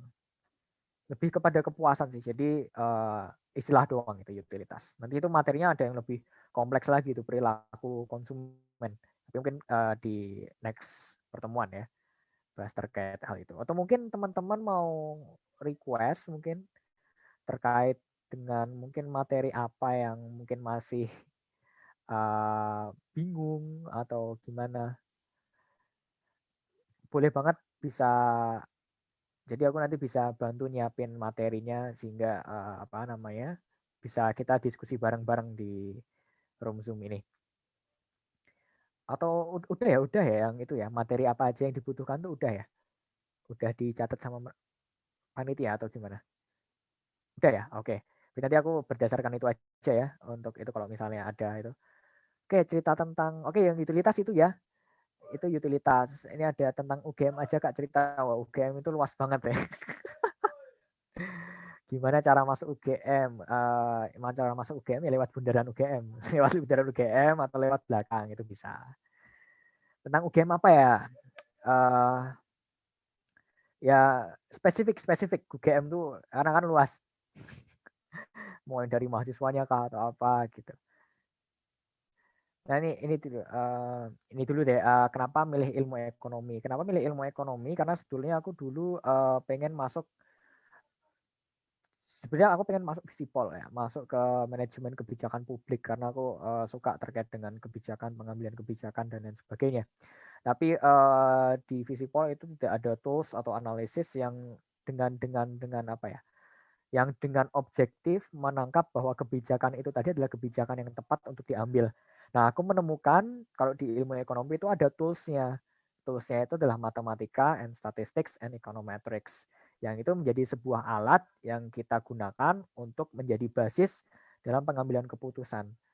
Itulah ya sebenarnya dilema dulu antara MKP atau ilmu ekonomi ya. Karena jujur aku juga tidak terlalu kuat dalam sisi matematikanya, tapi mau nggak mau memang memaksa diri untuk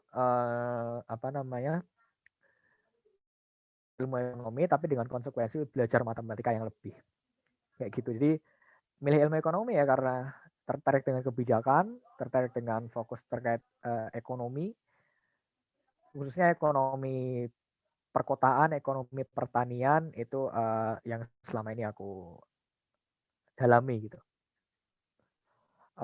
Terus ada lagi SNM UGM rata-ratanya berapa? Oke, aku nggak tahu ya kalau rata-rata SNM UGM gitu ya. Berapa rata-ratanya? Karena datanya juga nggak diekspos ke publik terkait hal itu. Mungkin aku bisa ngasih gambaran ya. Aku kemarin itu rata-rata raport SNM itu sekitar 87 apa 88 ya kalau nggak salah. Jadi itu rata-rataku dan itu masuk di ilmu ekonomi UGM. Tapi aku nggak tahu juga ya rata-rata yang lain gimana ya. Itu rata-rataku sendiri. Tapi ya jangan jadi patokan juga ya karena ada faktor variabel lain yang berpengaruh kayak misalnya nanti prestasinya dan lain sebagainya. Terus Mas kalau masuk jurusan ekonomi apakah IQ-nya harus 120 plus plus? Ya enggak juga. Aku merasa IQ-ku juga enggak bagus-bagus amat gitu. Ya IQ itu kan hanya sebatas indikator aja ya untuk apakah kita bisa berhasil untuk survive dalam kehidupan akademik atau enggak. Ya belum tentu orang yang IQ-nya rendah dia enggak sukses gitu juga enggak gitu loh. Mungkin karena kebetulan aja orang-orang yang masuk ilmu ekonomi itu mungkin pada update atau apa gitu ya, jadi kelihatan pintar gitu, padahal sebenarnya enggak gitu loh. Ada juga yang temanku yang biasa-biasa aja, ada yang outstanding, ada yang ya average gitu juga ada. Jadi enggak ada masalah kok ketika masuk ekonomi IQ-nya harus 120 plus itu enggak juga. Gitu. Terus motivasi buat yang masuk ke UGM. Saya bentar ngejawab yang ini dulu, sertifikat KSNM-nya. Ya aku pakai sertifikat. Ada 3 sertifikat yang aku masukin. Aduh aku lupa ya sertifikat apa aja ya. Sertifikat lomba menulis esai yang ngadain Kementerian Keuangan. Ada sertifikat karya tulis juga yang ngadain UGM dan juga sertifikat Olimpiade waktu itu. Gitu. Terus share motivasi karena lagi capek. Oh iya. Jadi teman-teman ini udah ada di kayak penghujung SMA ya. Oh ya aku ini pengecualian untuk yang gap year.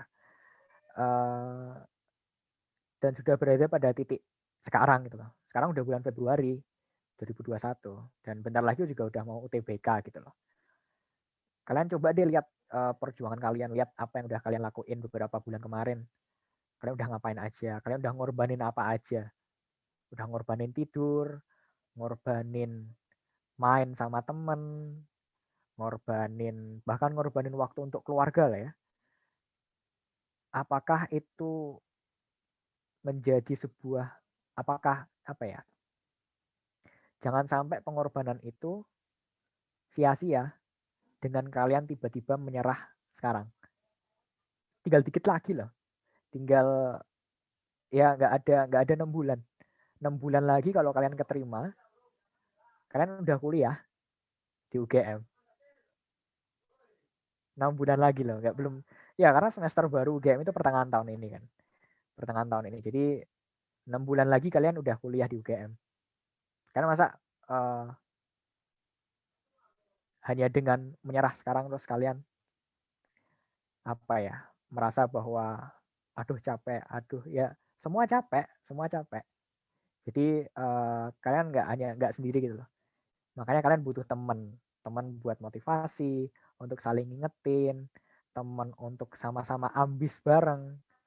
Itulah gunanya teman saat kondisi kayak gini.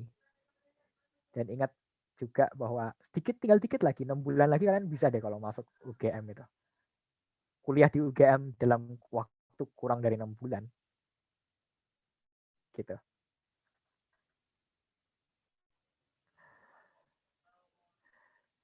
Oke, masih takut ya karena masih awam banyak ya. Memang rada effort banget ya untuk ngejar waktu, ngejar materi, ngejar banyak hal sekarang. Tapi pastikan bahwa kalian tetap konsisten dengan apa yang kalian inginkan.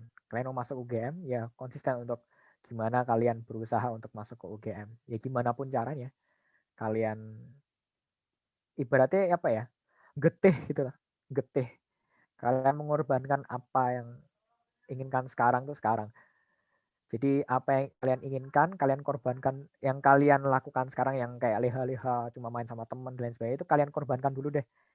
Nanti kalau kalian udah diterima di UGM, ya udah terserah kalian mau main kemana, kayak mau nongkrong, kayak kalian mau pesta pora kayak sama teman-teman, silahkan. Tapi jangan sekarang gitu. Ada waktunya, gitu. Dan masih banyak emang masih banyak yang merasa bahwa awam, masih merasa bahwa tiba-tiba demot ya waktu kondisi kayak gini. Kalian cari teman yang suportif deh, cari teman yang bisa diajak ambis bareng, teman yang bisa saling support, saling ngingetin satu sama lain. Itu sangat berguna banget. Apalagi besok kalau kalian di kampus, kalian kan udah dianggapnya bukan sebagai anak kecil lagi, yang bukan harus diatur-atur, terus gurunya harus kamu belum ngumpulin PR ini, belum ulangan, belum itu, udah enggak. Dosen udah nggak peduli sama hal itu, mau kamu ngumpulin tugas kayak mau ikut kuliah kayak mau jungkir balik, kalian mau ngapain, dosen nggak peduli. Yang penting kamu tuh kamu ada nggak tugasnya, kamu ada nggak problem setnya, udah ngerjain apa belum, ulangannya udah belum. Kalau enggak ya udah enggak. Karena di perkuliahan itu nggak ada yang namanya ujian UAS susulan, UTS susulan, nggak ada. Jadi beruntunglah, dan kalian harus kudu siap-siap juga dengan perubahan itu.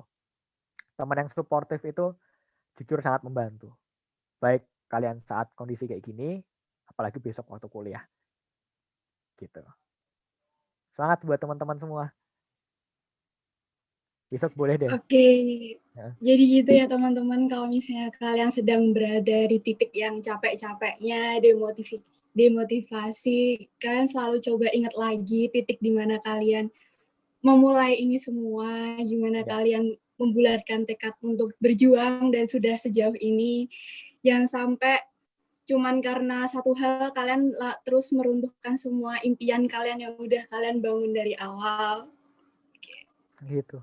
Ya, Oke, buat gimana? motivasi deh. Buat motivasi deh kalian besok kalau keterima di UGM, bisa DM IG ku, kita foto bareng di depan GSP. Mantap banget tuh teman-teman. Bisa ini ya, bisa kalian ingat-ingat ya guys. Besok kalau udah keterima, kalian DM IG-nya Mas Opal terus ajak foto Nih. bareng. Nih. Oke, Gitu. karena waktu udah menunjukkan pukul 21.02 juga. Oh iya, itu IG-nya Mas Opal ada di situ. Kalian bisa Tuh, bisa cek tuh. dulu ya teman-teman. Oke, tidak ingin melewatkan momen, jadi teman-teman bisa on cam terlebih dahulu. Kita foto bareng dulu di sini. Kan sekarang fotonya virtual dulu, besok kalau udah jadi mahasiswa UGM kita fotonya langsung. Iya Ya, nggak, Mas? bisa fotonya langsung di GSP tuh. Mantap gak tuh? Oh enggak, di Balerung, Balerung tuh seru. Tunggu ya, foto bareng di Balerung. DM IG ku aja. Oke, teman-teman yang udah siap bisa langsung menyalakan kameranya.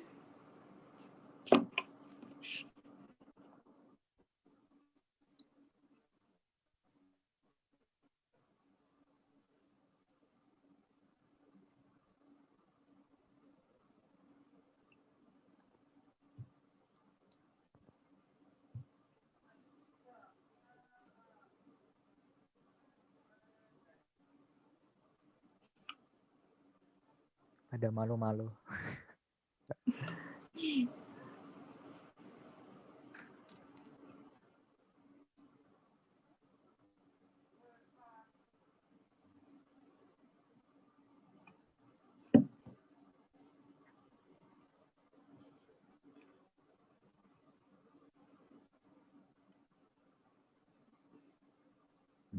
Ada yang nanya nih Mas, Kakak Apa? keterima JFL ya?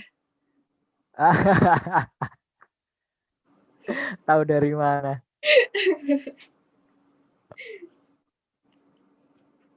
Iya, tahun 2019 kemarin.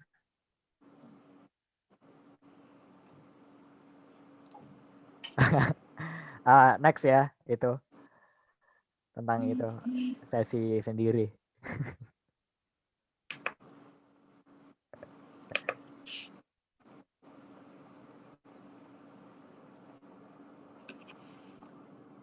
Yuk sama-sama.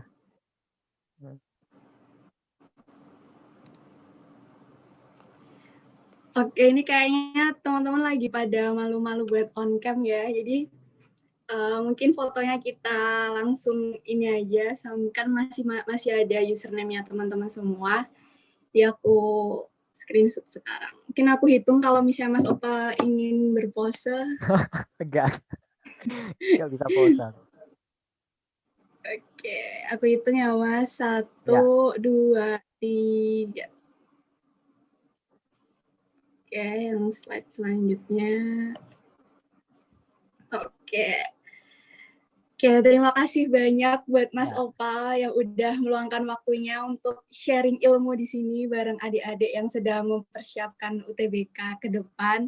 Terus terima kasih juga kepada adik-adik yang sudah antusias untuk mengikuti kelas ini. Kalian jangan khawatir, mungkin banyak dari kalian yang masih pengen ketemu sama Kak Opal lagi. Kak Opal masih ada ini kok, masih ada kelas lagi selanjutnya. Jadi kalian pantengin terus aja sosial medianya Pinter Bareng biar nggak kelewatan kelasnya Mas Opal. Selain itu teman-teman, kita di minggu ini juga baru ada tryout bareng. Buat teman-teman yang belum daftar bisa langsung cek Instagram dan Twitter pinterbareng_id. Di sana infonya udah di-post. Jadi langsung aja dicek ya teman-teman. Dan karena tadi kita memulai acara ini dengan berdoa, alangkah lebih baiknya kita tutup juga dengan berdoa. Untuk itu kepada teman-teman semua dipersilakan untuk berdoa sesuai agama dan kepercayaan masing-masing.